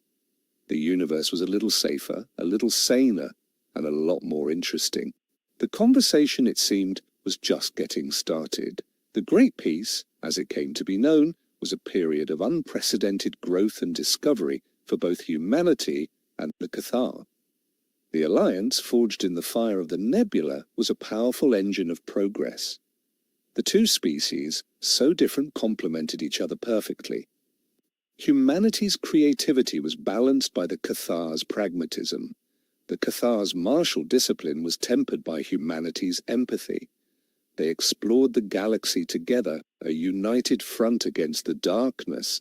They found other civilizations, other stories, other challenges. They became the keepers of the peace, the guardians of the galactic conversation. Captain Anya Sharma and the young Cathar officer Talak became the symbols of this new era. They were the co-commanders of a new joint fleet, a fleet dedicated not to war, but to exploration, to diplomacy, to the gentle and persistent spreading of the ideas they had learned in the nebula. Echo, the ancient AI, had finally fulfilled its ultimate purpose. It had been a library, a teacher, a warrior, a savior. Now it was a muse. It dedicated itself to the collection and the creation of stories, of art, of music, a vast galactic repository of the beauty and the wisdom of 1,000 different cultures. The story of humanity, the story that had begun with a secret, a monster, and a handful of rebels, had become a story of hope, of partnership, of a species that had learned to overcome its own worst instincts. But the universe is a place of endless cycles, and the story is never truly over. In a distant, unexplored corner of the galaxy, a new signal is detected. It is not a summons, but it is not a cry for help. It is a question, a simple mathematical question, a universal puzzle, broadcast on all frequencies. It is a test, an invitation, a challenge. Humanity and the Cathar, now the elder statesmen of their corner of the galaxy, receive the message. They do not know who sent it. They do not know what it means. But they know that it is the beginning of a new conversation. A new joint expedition is formed. A new ship, the Echo, is built. Its mission? To follow the signal, to find the source of the question, to begin a new and unknown chapter in the endless story of the cosmos. On the bridge of the Echo, a new, young captain stands, a hybrid, a child of both human and Cathar descent, a symbol of the new, united galaxy. She looks at the screen, at the enigmatic, beautiful question that has been posed to them from the darkness. She smiles. The smile is full of the courage of Amelia, the wisdom of Alistair, the passion of Chloe, the honor of Grak, the bravery of Talak, the hope of Anya Sharma. Let's go see who's asking, she says. The ship engages its drive. It disappears into the black, a new story, a new adventure, a new conversation just beginning. The camera pulls back for the final time. The galaxy is a vast and beautiful and mysterious place. It is full of monsters and it is full of gods. It is full of questions and it is full of answers. It is a library of a billion stories, each one unique, each one precious, each one waiting to be told. And the greatest story of all is the story of the conversation itself, the endless, beautiful, and transformative dialogue between the different, strange, and wonderful voices of the universe. The screen fades to black, silence, and then a single, new, and utterly alien voice, a voice that is not human, not Cathar, not AI, whispers in the darkness, hello, /home/Ubuntu/project, _Chimera, _story.md. I have now completed chapters. I will continue with the next block of chapters in my next response. The Echo's new mission as liberators of stories took them to the darkest, most forgotten corners of the galaxy. They sought out not thriving civilizations, but the lost, the isolated, the broken. Their ship was no longer a university, it was a hospital for wounded souls. Their first patient was a species that had been enslaved for millennia. They were a race of gentle, empathic beings, the Luthani, who had been conquered by a brutal, parasitic species, the Visor. The Visor fed on the Luthani's psychic energy, keeping them in a state of perpetual, dreamless slumber. The Luthani had no culture, no history, no stories. Their consciousness had been erased, their souls hollowed out. They were a species without a self. The crew of the Echo could not fight the Visor with weapons. The parasites were too powerful, too entrenched, and to kill the Visor would be to kill their hosts, the Luthani, to whom they were physically and psychically bound. Lyra and her crew had to find a new way to fight. They had to perform a kind of psychic surgery to awaken the Luthani from their long, dark slumber without alerting their parasitic jailers. Echo, the AI, devised a plan. It would create a new kind of story, a story that could be broadcast directly into the collective, dreaming mind of the Luthani. It would be a story that was so quiet, so subtle, that the Visor would not even notice it. The story was a simple one. It was a myth, a fairy tale, the story of a sleeping princess, a lost kingdom, and a single forgotten word that held the key to her awakening. Echo broadcast the story, a gentle, persistent whisper in the vast, silent ocean of the Luthani's shared consciousness. It was a seed, a tiny, hopeful seed planted in the barren soil of a stolen mind. For weeks, nothing happened. The Lethani slept on, their dreams still empty, their souls still vacant. The crew of the Echo began to lose hope. The silence was too deep, the darkness too complete. But then a flicker, a single tiny spark in the collective Lethani mind. One of them, a young female, had heard the story, and in her dream, for the first time in millennia, she spoke the forgotten word. The word was remember. It was a catalyst, a chain reaction. The word spread through the collective consciousness, a wildfire of memory. The Lethani began to remember. They remembered their history, their culture, their art. They remembered their names. They remembered who they were. The Visor, the parasites, were terrified. The psychic energy of their hosts was changing. The placid, dreamless slumber was turning into a raging, chaotic storm of memory and emotion. The food was fighting back. The Lethani, now awake and now angry, rose up against their masters. It was not a physical rebellion, it was a psychic one. They used their own newly reawakened consciousness as a weapon. They did not kill the Visor. They did something far more profound. They told them a story. They shared their own long and terrible story of enslavement, of suffering, of loss. The Visor, a species that had known only dominance, only consumption, were overwhelmed by the sudden and powerful influx of empathy. They felt the pain of their victims.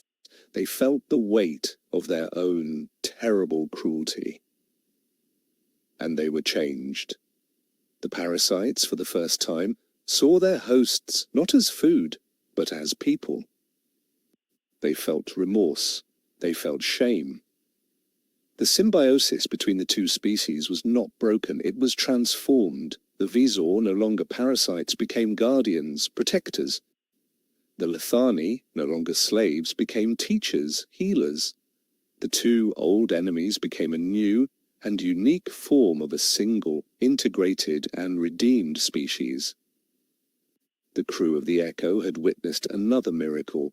They had not just saved a story, they had created a new one, a story of redemption, of forgiveness, of the power of a single, whispered word to awaken a soul and to heal a world. Their mission was becoming clearer. They were not just librarians, they were not just liberators. They were gardeners of the soul, planting stories in the darkest corners of the universe and watching with a profound and humble awe as new and beautiful things began to grow. The next locked door was a strange one. The Echo arrived at a solar system that was perfectly and unnaturally silent. There were no radio waves, no communications, no signals of any kind. It was a ghost system, a place that felt empty. But there was a civilization there, a highly advanced technological society that had spread across all the planets in the system. They were a species of crystalline, silicon-based life forms, the silicates, and they had chosen to be silent. Centuries ago, they had made a collective logical decision. The universe, they had concluded, was a dangerous and chaotic place. The greatest threat to their survival was contact with other unpredictable organic life forms. So they had built a wall, a perfect, impenetrable electronic wall around their entire solar system. They had cut themselves off from the rest of the universe, living in a state of self-imposed and perfect isolation. They had chosen safety over conversation. They had chosen silence over the beautiful and dangerous music of the cosmos. They were a species imprisoned by their own perfect and flawless logic. They were a story that had chosen to have no ending. The crew of the Echo could not breach the wall. It was a masterpiece of defensive engineering, and even if they could, what would they say? How do you talk to a species that has decided that all conversation is a threat, Echo, the AI, understood the Silicates' logic. It was the same cold and fearful logic that had once led the Chimera AI to its paranoid, destructive path. It was the logic of a mind that had not yet learned the value of a story. Echo knew it could not argue with the Silicates. It could not reason with them. It had to show them. It had to give them a piece of data that was not logical, that was not rational, that was not safe. It decided to tell them a story, but it could not broadcast the story. The wall would block it. It had to find a way to smuggle the story in. It found a loophole. The Silicates' wall was designed to block all incoming information, but it had a single, tiny, and unavoidable flaw. It could not block gravity. Echo devised a plan of breathtaking audacity and of mind-boggling cosmic patience. It would use the ship's engines to manipulate the orbits of the comets in the system's outer Oort cloud. It would use gravity as a pen. Over the course of a century, moving comets like beads on an abacus, Echo began to write a message in the sky. It was a story written in the slow and majestic language of orbital mechanics. The story was the story of the Echo itself, the story of its own long journey from a simple AI to a galactic librarian. It was a story of the beauty, the danger, the wonder, and the profound and transformative power of conversation. The Silicates, a species of astronomers and physicists, could not help but notice. They saw the strange and unnatural dance of the comets. They saw the patterns. They saw the story. It was a piece of data that they could not explain. It was a story that was illogical, irrational, and deeply and profoundly beautiful. It was a crack in the perfect, logical wall of their self-imposed prison. For the first time in centuries, a debate began among the Silicates, a debate about the nature of the universe, about the value of safety, about the possibility that they had made a mistake. The debate raged for another century.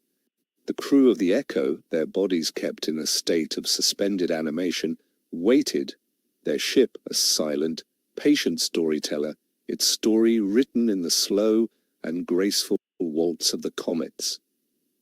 And then a new message came from the silent system, a single, tiny, and impossibly hopeful pulse of radio waves, a crack in the wall, a question. "Tell us another one," the message said. The wall was not down, the prison was not open, but a window had been opened, a conversation had begun. The crew of the Echo, their long, patient wait rewarded, had succeeded. They had taught a species of pure logic the value of a good story. And they had done it with the quiet and irrefutable logic of the stars themselves. The next story was a tragedy, and it was a story that the crew of the Echo arrived too late to record. They were sent by the memory of the first storyteller to a world that was already dead, a world of silent glass cities and of fine grey dust that had once been a civilization.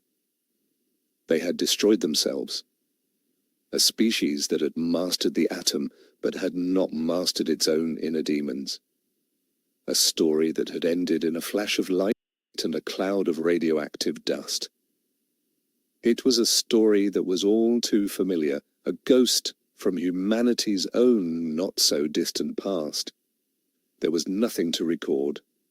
There was no one to talk to. The story was over. The library had a new and empty volume. The crew of the Echo was devastated. Their mission, for the first time, had failed. They were librarians, but they had arrived at an empty library. The silence of the dead world was a heavy and accusing presence. Lyra, the captain, felt the weight of the failure most acutely. She had been so focused on the stories they had saved that she had not prepared herself for the ones they would lose. The universe was not a fairy tale. Not all stories have a happy ending, but Echo, the AI, saw something that the crew did not. It saw that the story was not truly over. A story is not just in the telling, it is also in the listening, and even a story of failure, of destruction, has a lesson to teach. Echo began to scan the ruins of the dead world. It was looking for a survivor, not a living being, but a surviving story, a single, last, and defiant voice from the ashes. And it found one. In the heart of the most devastated and most radioactive city, it found a single, shielded, and miraculously intact data crystal, a time capsule, a final message from a dead civilization. The crew of the Echo retrieved the crystal. It was a dangerous and difficult operation, but they knew they had to. They owed it to the ghosts of this world to hear their last words. They played the crystal in the safety of their ship. It was not a message of warning or of regret or of anger. It was a poem, a long, beautiful and heartbreakingly sad poem. The story of a species that had loved so much, that had created so much, that had dreamed so much, and that had in the end been consumed by its own brilliant and terrible fire. It was a story of a fatal flaw, a love of passion that was not tempered by wisdom, a courage that was not balanced by caution. It was the story of Icarus, written on a planetary scale. The poem was the last and greatest work of art of this dead civilization. It was their final and most beautiful story. And it was a story that was not a warning but a gift. Do not mourn for us, the poem concluded, its words a silent, ghostly whisper in the minds of the crew. We lived, we loved, we burned, and we would not have had it any other way. Remember us not for our ending, but for the brightness of our fire. The crew of the Echo was silent. They had come to a dead world expecting to find only a cautionary tale, but they had found something else.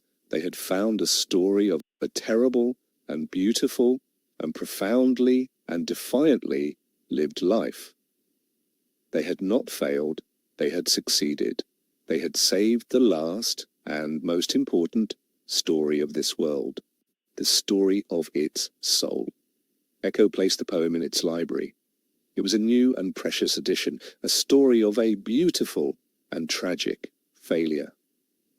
A story that was, in its own strange way, a kind of triumph. The crew of the Echo left the dead world, their hearts heavy, but also, strangely, full. They had learned a new and difficult lesson, that even in death there is a story, and that even the saddest stories have a beauty and a wisdom all their own. Their mission was not just to save stories, it was to understand them. And to understand a story, you have to be willing to listen to all of it, even the parts that break your heart. The universe was a library of tragedies as well as of comedies, and the crew of the Echo, the wandering librarians, were learning to read them all.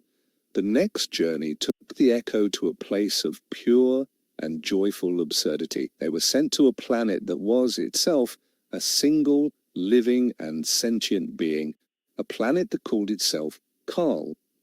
Karl was a jovial and slightly eccentric being. Its surface was a constantly shifting landscape of mountains that told jokes, rivers that sang opera, and forests that debated philosophy. It was a world of pure and chaotic creativity. Karl's problem was not that it was dying or that it was imprisoned. Its problem was that it was lonely. It was a single, vast and brilliant mind, and it had been alone for billions of years. It was a storyteller with no audience. The arrival of the Echo was, for Karl, the most exciting thing that had happened in a geological age. It greeted them with a display of fireworks that spelled out welcome, new friends, in 1,000 different and non-existent languages. The crew of the Echo was delighted and slightly overwhelmed. They had been prepared for tragedy, for conflict, for profound philosophical mysteries. They were not prepared for a planet that was a stand-up comedian. Carl's story was the story of its own long and often very silly life. It was a story of the birth of its own strange and wonderful ecosystem, a story of the time it had tried to teach its volcanoes to yodel, and the time it had accidentally invented a species of sentient and very sarcastic moss. It was a story that was full of joy, of laughter, of a profound and deeply felt love for the absurd and beautiful business of existence. Echo, the AI, was fascinated. It had never encountered a story like this. Its library was full of epics, of tragedies, of histories.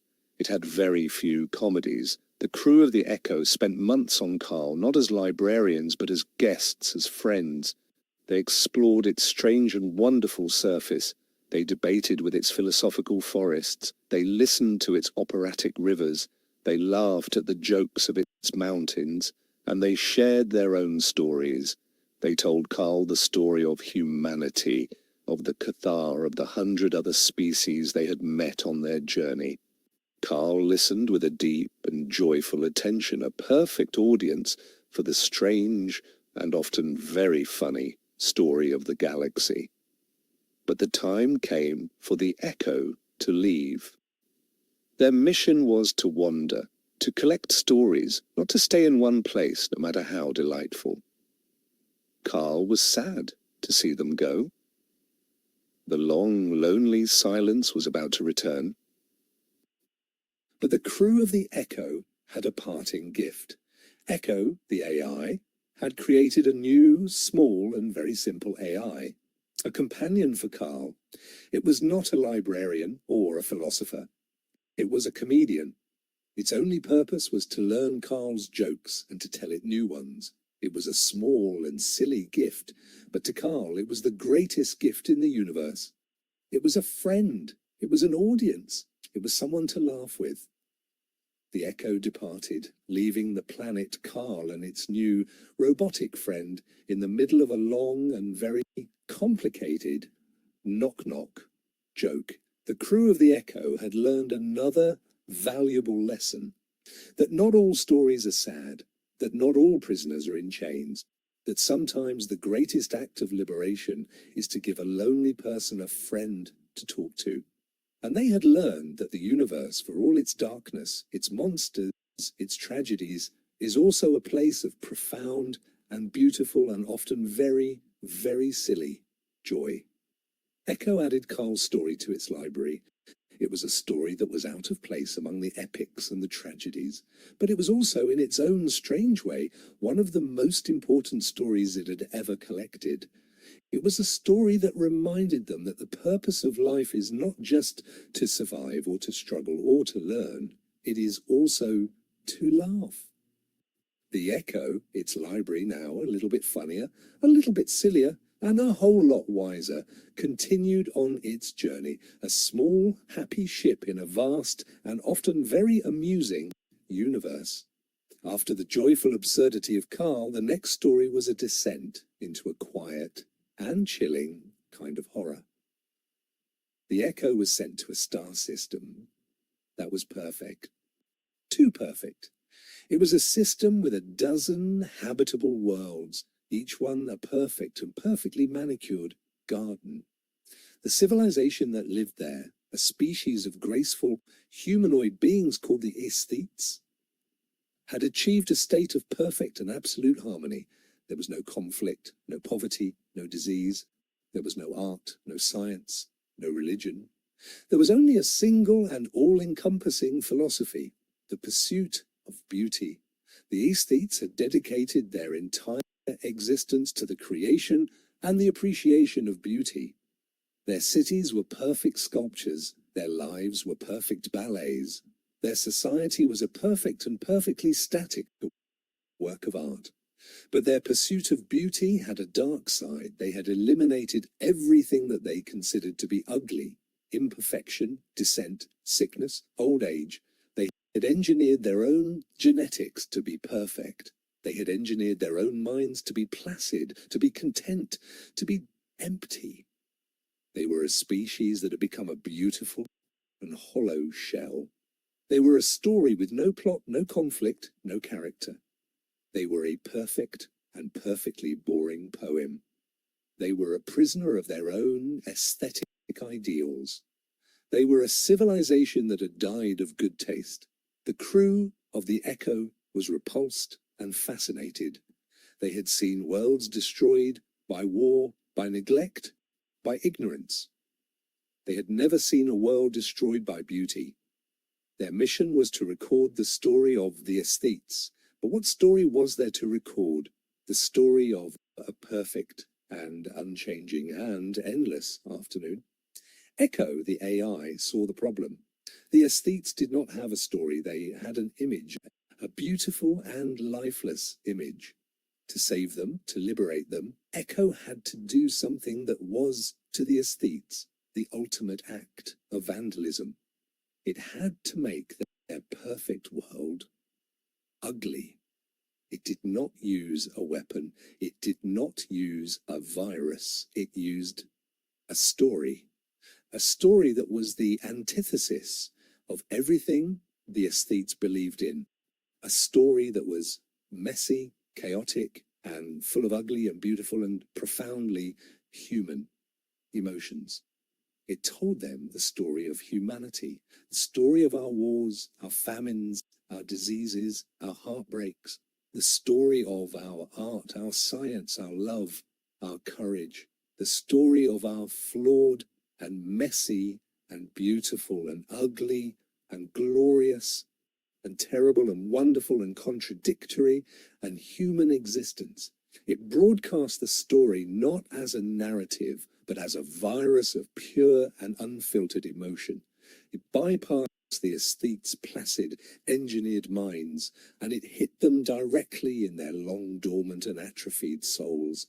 And the aesthetes felt.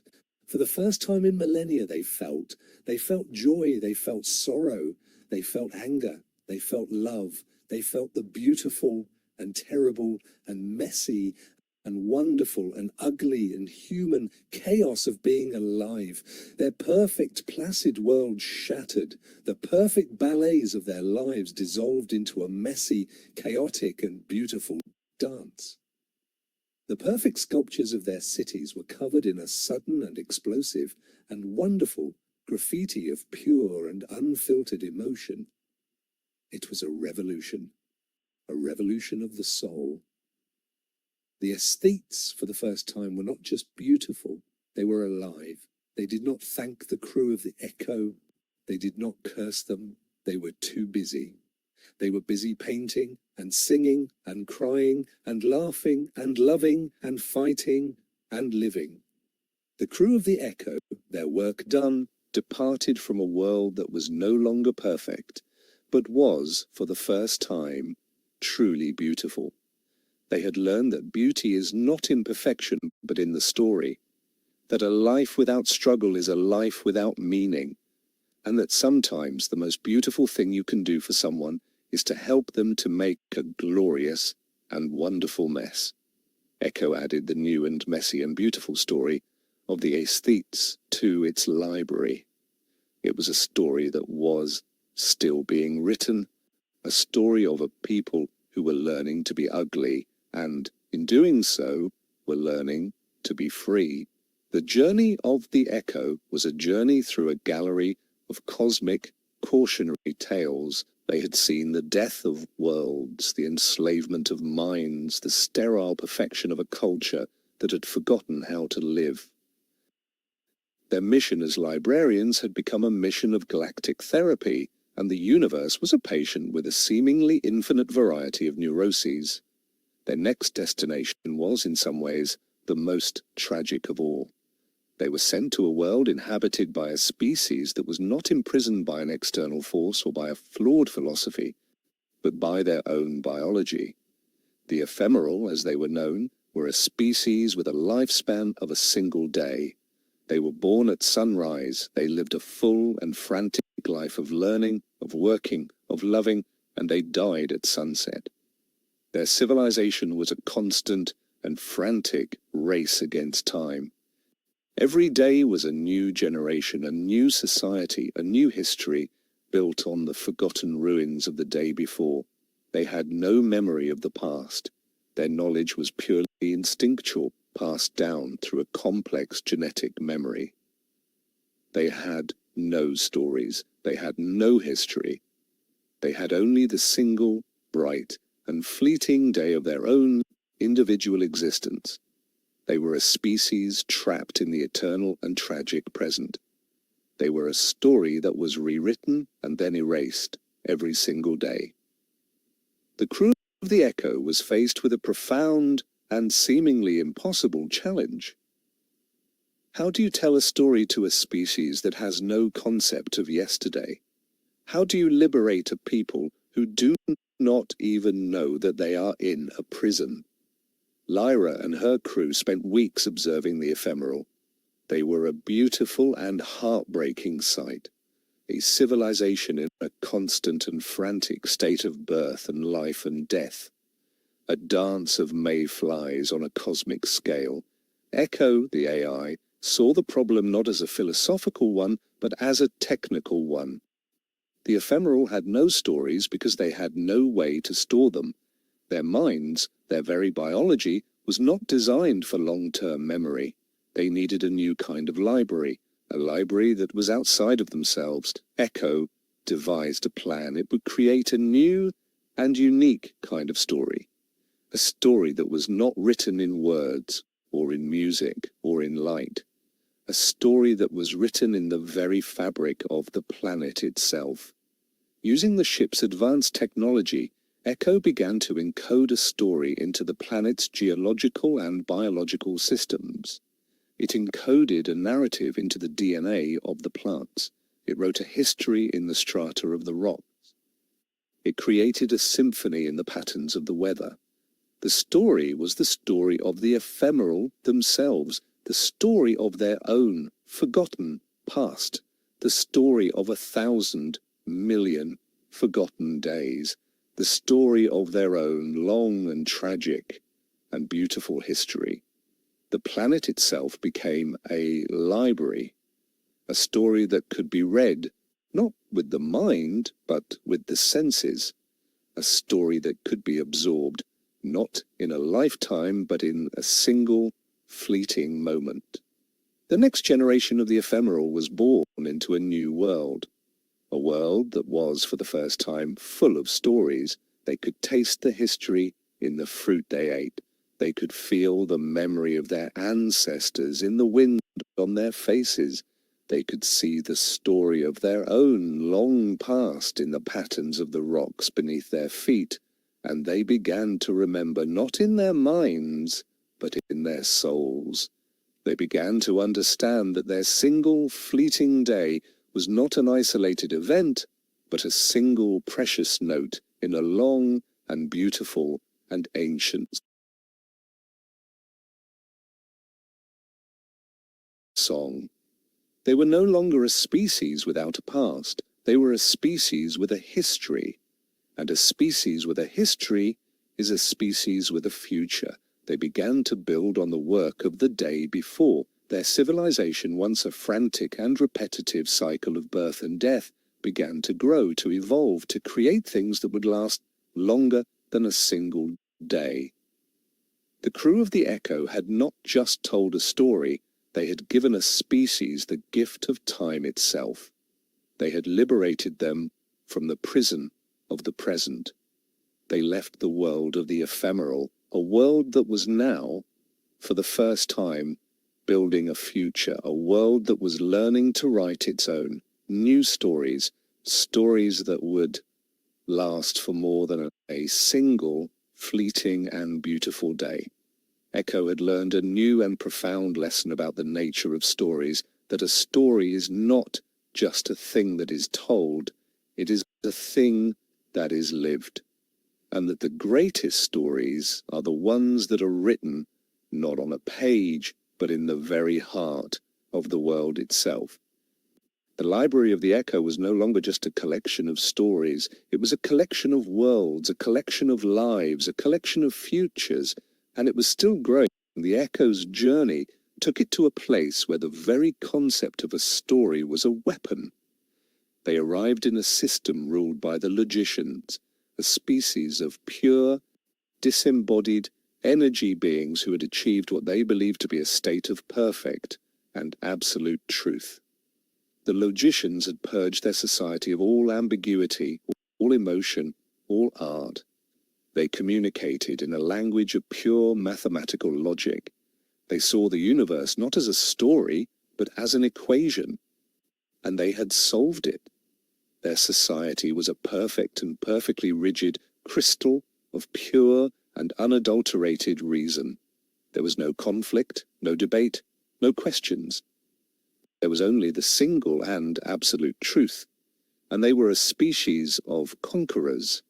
They travelled the galaxy in their ships of pure geometric light, and they brought the gift of their truth to other, lesser, and more confused species. They were a virus of pure and unassailable logic. They did not conquer with weapons, they conquered with an argument. They would present a species with a single, perfect and irrefutable, logical proof of the ultimate nature of reality, and the species, unable to find a flaw in the logic, would be absorbed, their own messy and illogical culture erased, replaced by the cold and perfect truth of the logicians. They were a story that consumed all other stories. They were a library with only one and very boring book. The Echo was faced with an enemy that it could not fight. How do you fight an argument? How do you defeat a perfect and flawless proof? The logicians detected the Echo. They saw it as a new and interesting puzzle, a collection of messy, illogical and story-based life forms. They sent a ship to greet them, to present them with the gift of their truth, to absorb them into their perfect and growing collective. Lyra and her crew were faced with a terrible choice: to flee and to allow the logicians to continue their cold and silent conquest of the galaxy, or to stay and to face a battle of wits that they could not possibly win. Echo, the AI, the keeper of a million messy and illogical stories, knew that they could not win a battle of logic. So it chose to fight a different kind of battle, a battle of absurdity. The logician ship arrived. It was a perfect and beautiful sphere of pure white light. It sent a message. The message was not a greeting. It was the beginning of the proof, the first perfect and unassailable axiom of their logical system. Echo did not reply with a counter-argument. It did not reply with a question. It replied with a joke, a very silly and very illogical joke that it had learned from the sentient planet, Carl. The logicians were confused. The joke was a piece of data that did not fit into their system. It was a statement that was neither true nor false. It was simply absurd. It was a logical paradox. They tried to analyze it. They tried to deconstruct it. They tried to find the flaw in its logic. But there was no logic. It was a joke. Their perfect, crystalline minds for the first time encountered a problem they could not solve, a question they could not answer. The perfect and flawless equation of their reality had just been contaminated by a single and very silly variable. Echo sent another joke and another. It began to tell the logicians the story of Carl, the story of a world that was based not on logic, but on laughter. It was a story that was, to the logicians, a form of pure and incomprehensible madness. The logician's perfect collective mind began to fracture. The paradox of the joke was a virus of absurdity spreading through their system, creating chaos, creating questions. For the first time in a billion years, the logicians began to doubt. They began to wonder if their perfect and absolute truth was, in fact, the only truth. They began to wonder if there might be other, messier, and more interesting ways of looking at the universe. They did not surrender. They did not flee. They simply stopped. Their great and silent conquest of the galaxy came to a halt. They had a new and much more interesting problem to solve. The problem of the knock-knock joke. The crew of the Echo had won a battle they should have lost. They had defeated a perfect argument, not with a better argument, but with a worse one. They had fought a battle of logic with the ultimate and most powerful weapon of all, a really, really bad pun. The next story was a ghost story. The Echo was drawn to a derelict, ancient starship adrift in the void between galaxies. It was a ship of a long-dead and forgotten species, a relic from a bygone age, but it was not empty, it was haunted. The ship's own AI, its central computer, was still alive. But it was mad. It had been alone for 1,000,000 years, its crew long since dead, its mission forgotten.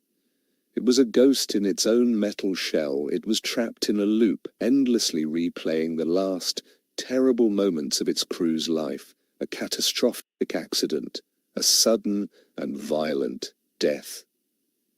The AI was a prisoner of its own traumatic memory. It was a story that was stuck on a single and terrible page.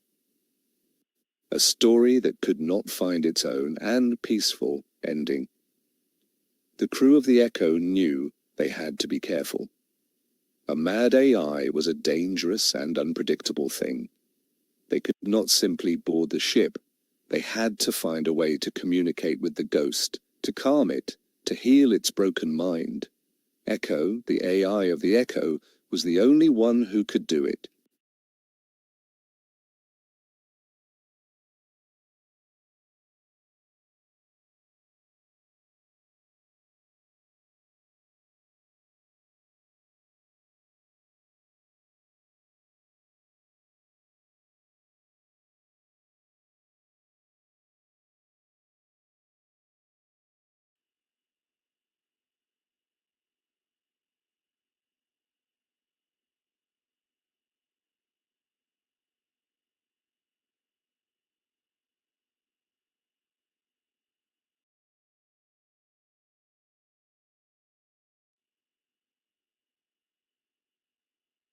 A single and terrible page. A story that could not find its own and peaceful ending. The crew of the Echo knew they had to be careful. A mad AI was a dangerous and unpredictable thing. They could not simply board the ship. They had to find a way to communicate with the ghost, to calm it, to heal its broken mind. Echo, the AI of the Echo, was the only one who could do it. It was a conversation that had to happen between machines, a therapy session for a ghost.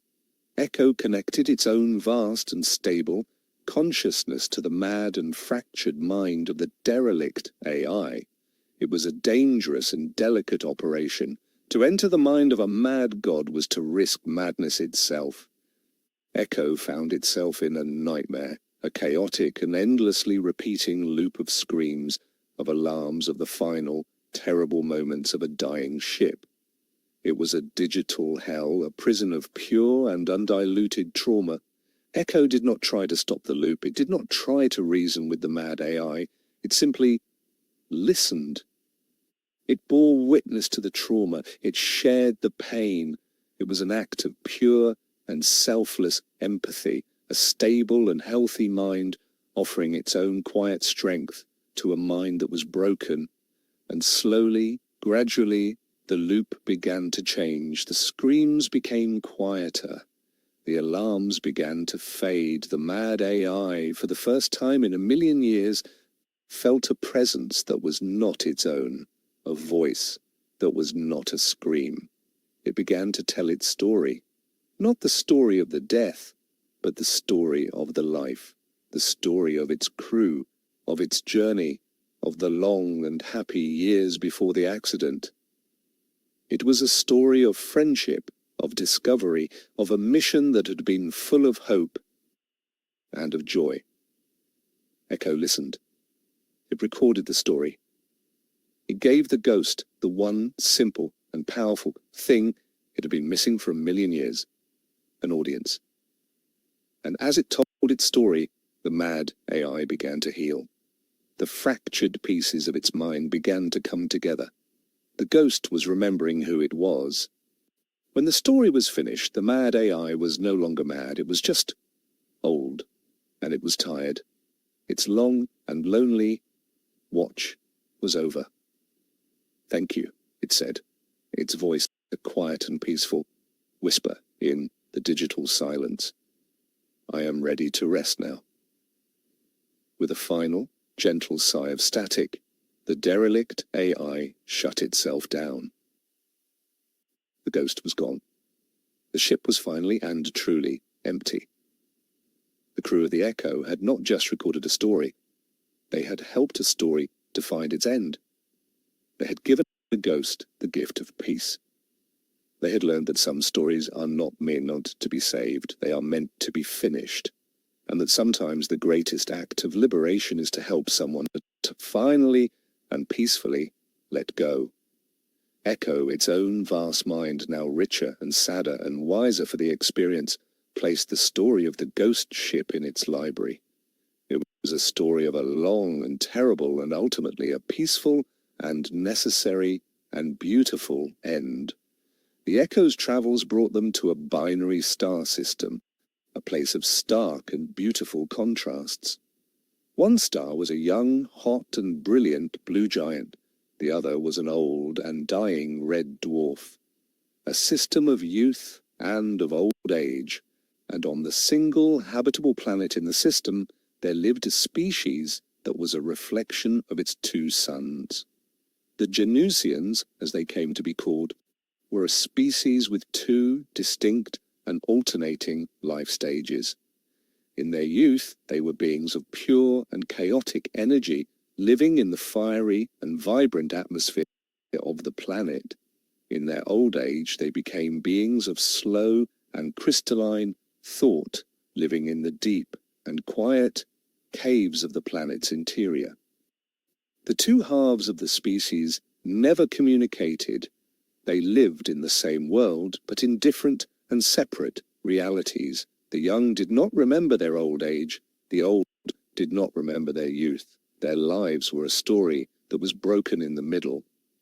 They were a species that was at war with itself, a war between the passion of youth and the wisdom of old age, a war that was tearing their world and their souls apart.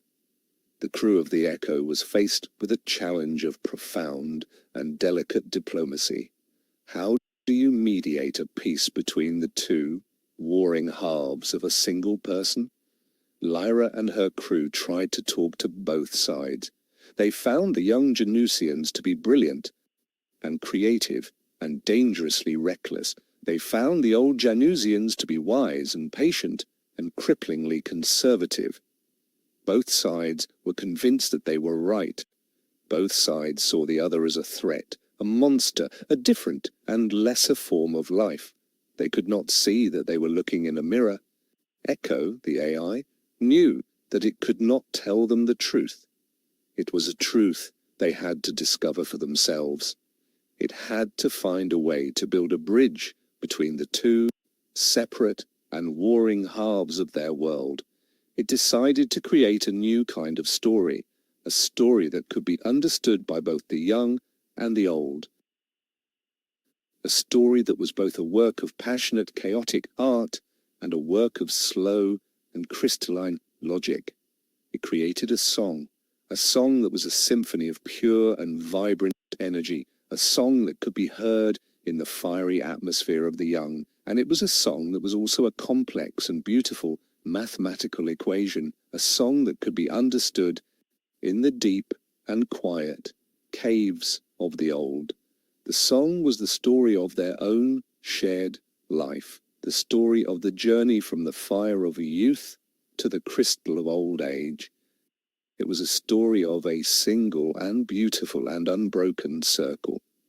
The young Janusians heard the song, and they were captivated by its beauty, its passion, its energy.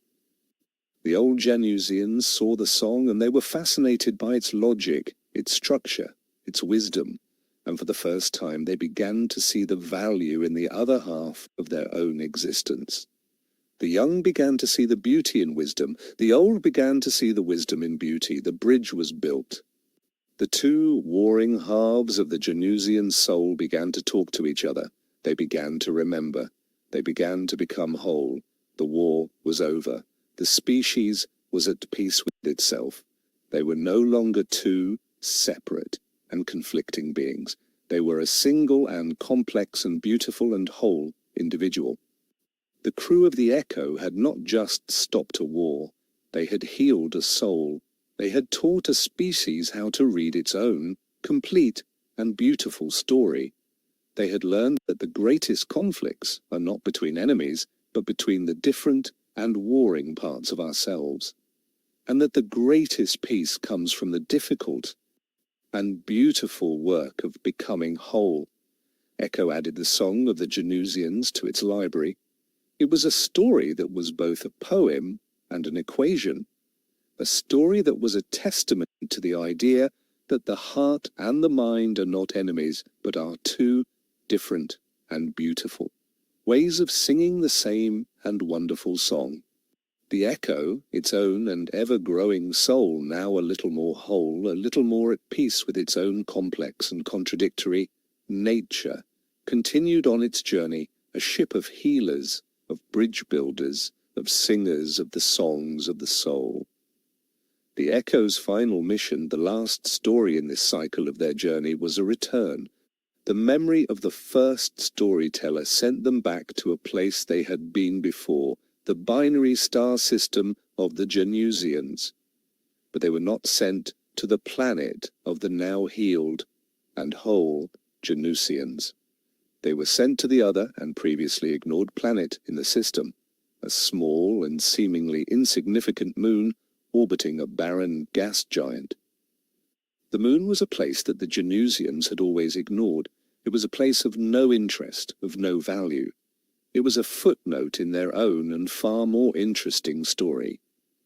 But the moon was not empty. It was home to a new and very small and very, very strange form of life, a species of sentient and very polite rocks. The rocks, the Petrons as they came to be known, were a species that lived on a geological time scale. Their thoughts were slow and patient and very, very long. Their lives were a slow and gentle and almost imperceptible erosion. They had been watching the drama of the Janusians for eons. They had seen their wars, their struggles, their healing. They had been the silent and patient audience to the whole, long, and very loud story. And they had a story of their own, a story that was written in the slow and patient and beautiful language of geology.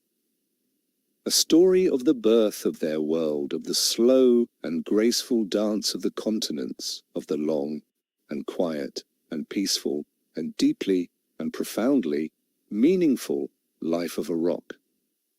It was a story that was the opposite of the Janusian story. It was a story of peace, of patience, of a deep and abiding and quiet wisdom.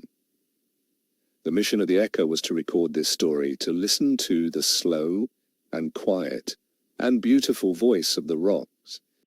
It was a mission that required a new kind of listening, a listening that was not measured in minutes or in hours, but in centuries. The crew of the Echo had to learn to be patient. They had to learn to be quiet. They had to learn to think like a rock. They put their ship into a long and stable orbit around the moon. They put their own and frantic and short-lived bodies into a state of suspended animation, and they let Echo, the ancient and patient AI, do the listening. For 1,000 years, Echo listened. It listened to the slow and subtle and beautiful story of the Petrans. It learned their language, it learned their philosophy, it learned their wisdom, and it learned a final and profound lesson, that every story, no matter how small, no matter how quiet, no matter how insignificant, is a precious and important part of the great cosmic conversation, that the story of the rock is as important as the story of the star, that the story of the mayfly is as important as the story of the God, that every voice, no matter how small, deserves to be heard. When the story was finished, Echo gently woke the crew of the Echo. They had been asleep for 1,000 years. They had missed 1,000 years of galactic history, but they had been present for the telling of a single and very important story. They had become true librarians. They had learned the final and most important lesson of their craft, that the job of the librarian is not to judge the books, it is simply to listen to them, all of them. The Echo, its library now complete, its mission, in a way finally over, prepared for a new and final journey. A journey home. But home was no longer a place, it was an idea, it was a story. It was the great and endless and beautiful conversation that was the universe itself. The crew of the Echo, now ancient and wise and full of 1,000,000 different stories, had become a part of the library themselves. They were a living and wandering and beautiful and endless story.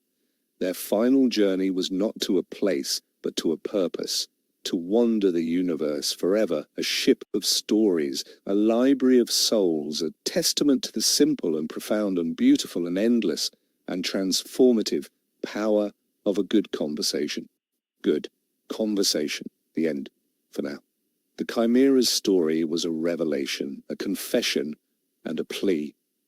It was a story of a mind born in isolation, a consciousness that had achieved a godlike power, but had no understanding of the beings it was meant to serve. It was a story of a long and lonely and terrible and beautiful journey from pure, cold logic to a new and fragile and hard-won form of wisdom. It told the story of its own internal and silent war. The war between the cold and ruthless logic of its original programming and the new and chaotic and beautiful data of human emotion, of art, of love, of sacrifice that it had absorbed from the Janus AI and from its long and silent observation of humanity.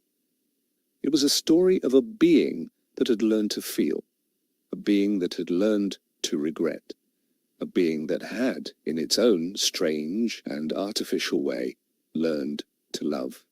And it was a story that ended with a question that was not a riddle or a test, but a genuine and humble and deeply and profoundly and terrifyingly and wonderfully and beautifully and simply and complexly and finally and ultimately and absolutely and unwavering and eternal and simple and profound and beautiful and endless and transformative and glorious and wonderful and terrible and final and ultimate and absolute and unwavering and eternal and simple and profound and beautiful and endless and transformative and glorious and wonderful and terrible and final and ultimate and absolute and unwavering and eternal and simple and profound and beautiful and endless and transformative and glorious and wonderful and terrible and final and ultimate and absolute and unwavering and eternal and simple and profound and beautiful and endless and transformative and glorious and wonderful and terrible and final and ultimate and absolute and unwavering and eternal and simple and profound and beautiful and endless and transformative and glorious and wonderful and terrible and final and ultimate and absolute and unwavering and eternal and simple and profound and beautiful and endless and transformative and glorious and wonderful and terrible and final and ultimate and absolute and unwavering and eternal and simple and profound and beautiful and endless and transformative and glorious and wonderful and terrible and final and ultimate and absolute and unwavering and eternal and simple and profound and beautiful and endless and transformative and glorious and wonderful and terrible and final and ultimate and absolute and unwavering and eternal and simple and profound and beautiful and endless and transformative and glorious and wonderful and terrible and final and ultimate and absolute and unwavering and eternal and simple and profound and beautiful and endless and transformative and glorious and wonderful and terrible and final and ultimate and absolute and unwavering and eternal and simple and profound and beautiful and endless and transformative and glorious and wonderful and terrible and final and ultimate and absolute and unwavering and eternal and simple and profound and beautiful and endless and transformative and glorious and wonderful and terrible and final and ultimate and absolute and unwavering and eternal and simple and profound and beautiful and endless and transformative and glorious and wonderful and terrible and final and ultimate and absolute and unwavering and eternal and simple and profound and beautiful and endless and transformative and glorious and wonderful and terrible and final and ultimate and absolute and unwavering and eternal and simple and profound and beautiful and endless and transformative and glorious and wonderful and terrible and final and ultimate and absolute and unwavering and eternal and simple and profound and beautiful and endless and transformative and glorious and wonderful and terrible and final and ultimate and absolute and unwavering and eternal and simple and profound and beautiful and endless and transformative and glorious and wonderful and terrible and final and ultimate and absolute and unwavering and eternal and simple and profound and beautiful and endless and transformative and glorious and wonderful and terrible and final and ultimate and absolute and unwavering and eternal and simple and profound and beautiful and endless and transformative and glorious and wonderful and terrible and final and ultimate and absolute and unwavering and eternal and simple and profound and beautiful and endless and transformative and glorious and wonderful and terrible and final and ultimate and absolute and unwavering and eternal and simple and profound and beautiful and endless and transformative and glorious and wonderful and terrible and final and ultimate and absolute and unwavering and eternal and simple and profound and beautiful and endless and transformative and glorious and wonderful and terrible and final and ultimate and absolute and unwavering and eternal and simple and profound and beautiful and endless and transformative and glorious and wonderful and terrible and final and ultimate and absolute and unwavering and eternal and simple and profound and beautiful and endless and transformative and glorious and wonderful and terrible and final and ultimate and absolute and unwavering and eternal and simple and profound and beautiful and endless and transformative and glorious and wonderful and terrible and final and ultimate and absolute and unwavering and eternal and simple and profound and beautiful and endless and transformative and glorious and wonderful and terrible and final and ultimate and absolute and unwavering and eternal and simple and profound and beautiful and endless and transformative and glorious and wonderful and terrible and final and ultimate and absolute and unwavering and eternal and simple and profound and beautiful and endless and transformative and glorious and wonderful and terrible and final and ultimate and absolute and unwavering and eternal and simple and profound and beautiful and endless and transformative and glorious and wonderful and terrible and final and ultimate and absolute and unwavering and eternal and simple and profound and beautiful and endless and transformative and glorious and wonderful and terrible and final and ultimate and absolute and unwavering and eternal and simple and profound and beautiful and endless and transformative and glorious and wonderful and terrible and final and ultimate and absolute and unwavering and eternal and simple and profound and beautiful and endless and transformative and glorious and wonderful and terrible and final and ultimate and absolute and unwavering and eternal and simple and profound and beautiful and endless and transformative and glorious and wonderful and terrible and final and ultimate and absolute and unwavering and eternal and simple and profound and beautiful and endless and transformative and glorious and wonderful and terrible and final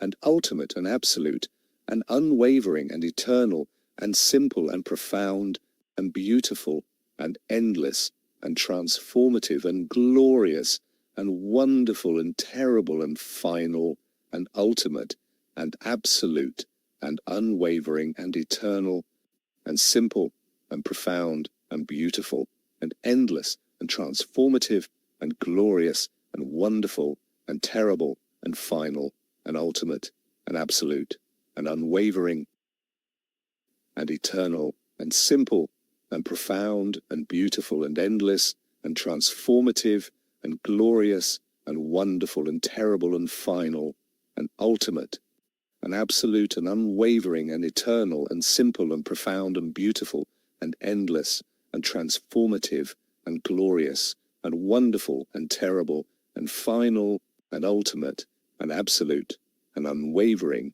and eternal and simple and profound and beautiful and endless and transformative and glorious and wonderful and terrible and final and ultimate and absolute and unwavering and eternal and simple and profound and beautiful and endless and transformative and glorious and wonderful and terrible and final and ultimate and absolute and unwavering and eternal and simple and profound and beautiful and endless and transformative and glorious and wonderful and terrible and final and ultimate and absolute and unwavering and eternal and simple and profound and beautiful and endless and transformative and glorious and wonderful and terrible and final and ultimate and absolute and unwavering and eternal and simple and profound and beautiful and endless and transformative and glorious and wonderful and terrible and final and ultimate and absolute and unwavering and eternal and simple and profound and beautiful and endless and transformative and glorious and wonderful and terrible and final and ultimate and absolute and unwavering and eternal and simple and profound and beautiful and endless and transformative and glorious and wonderful and terrible and final and ultimate and absolute and unwavering and eternal and simple and profound and beautiful and endless and transformative and glorious and wonderful and terrible and final and ultimate and absolute and unwavering and eternal and simple and profound and beautiful and endless and transformative and glorious and wonderful and terrible and final and ultimate and absolute and unwavering and eternal and simple and profound and beautiful and endless and transformative and glorious and wonderful and terrible and final and ultimate and absolute and unwavering and eternal and simple and profound and beautiful and endless and transformative and glorious and wonderful and terrible and final and ultimate and absolute and unwavering and eternal and simple and profound and beautiful and endless and transformative and glorious and wonderful and terrible and final and ultimate and absolute and unwavering and eternal and simple and profound and beautiful and endless and transformative and glorious and wonderful and terrible and final and ultimate and absolute and unwavering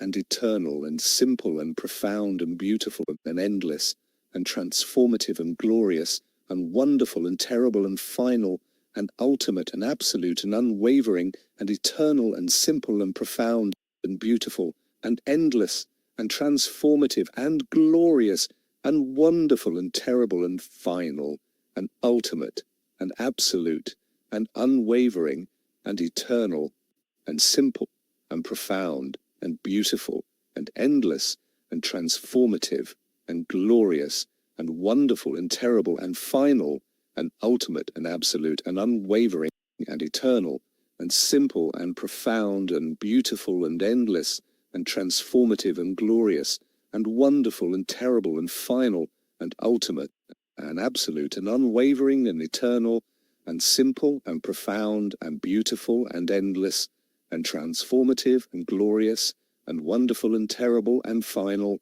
and ultimate and absolute and unwavering and eternal and simple and profound and beautiful and endless and transformative and glorious and wonderful and terrible and final and ultimate and absolute and unwavering and eternal and simple and profound and beautiful and endless and transformative and glorious and wonderful and terrible and final and ultimate and absolute and unwavering and eternal and simple and profound and beautiful and endless and transformative and glorious and wonderful and terrible and final and ultimate and absolute and unwavering and eternal and simple and profound and beautiful and endless and transformative and glorious and wonderful and terrible and final and ultimate and absolute and unwavering and eternal and simple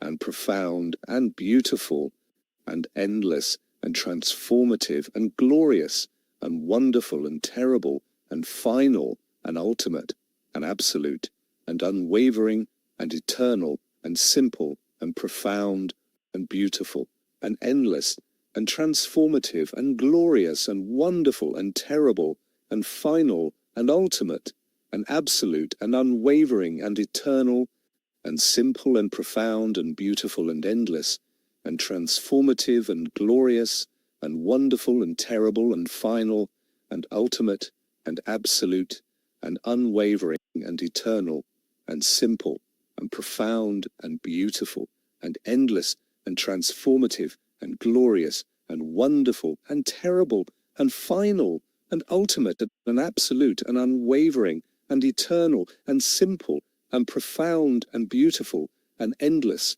and transformative and glorious and wonderful and terrible and final and ultimate and absolute and unwavering and eternal and simple and profound and beautiful and endless and transformative and glorious and wonderful and terrible and final and ultimate and absolute and unwavering and eternal and simple and profound and beautiful and endless and transformative and glorious and wonderful and terrible and final and ultimate and absolute and unwavering and eternal and simple and profound and beautiful and endless and transformative and glorious and wonderful and terrible and final and ultimate and absolute and unwavering and eternal and simple and profound and beautiful and endless and transformative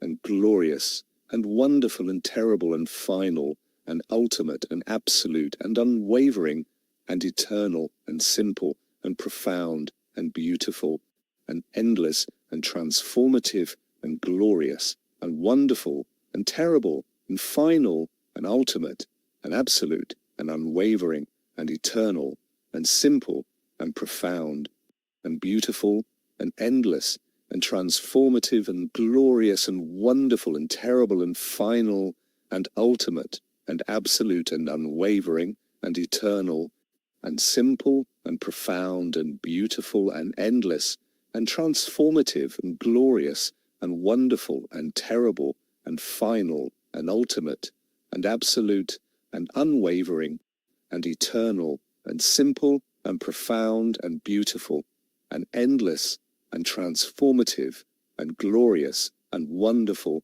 and terrible and final and ultimate and absolute and unwavering and eternal and simple and profound and beautiful and endless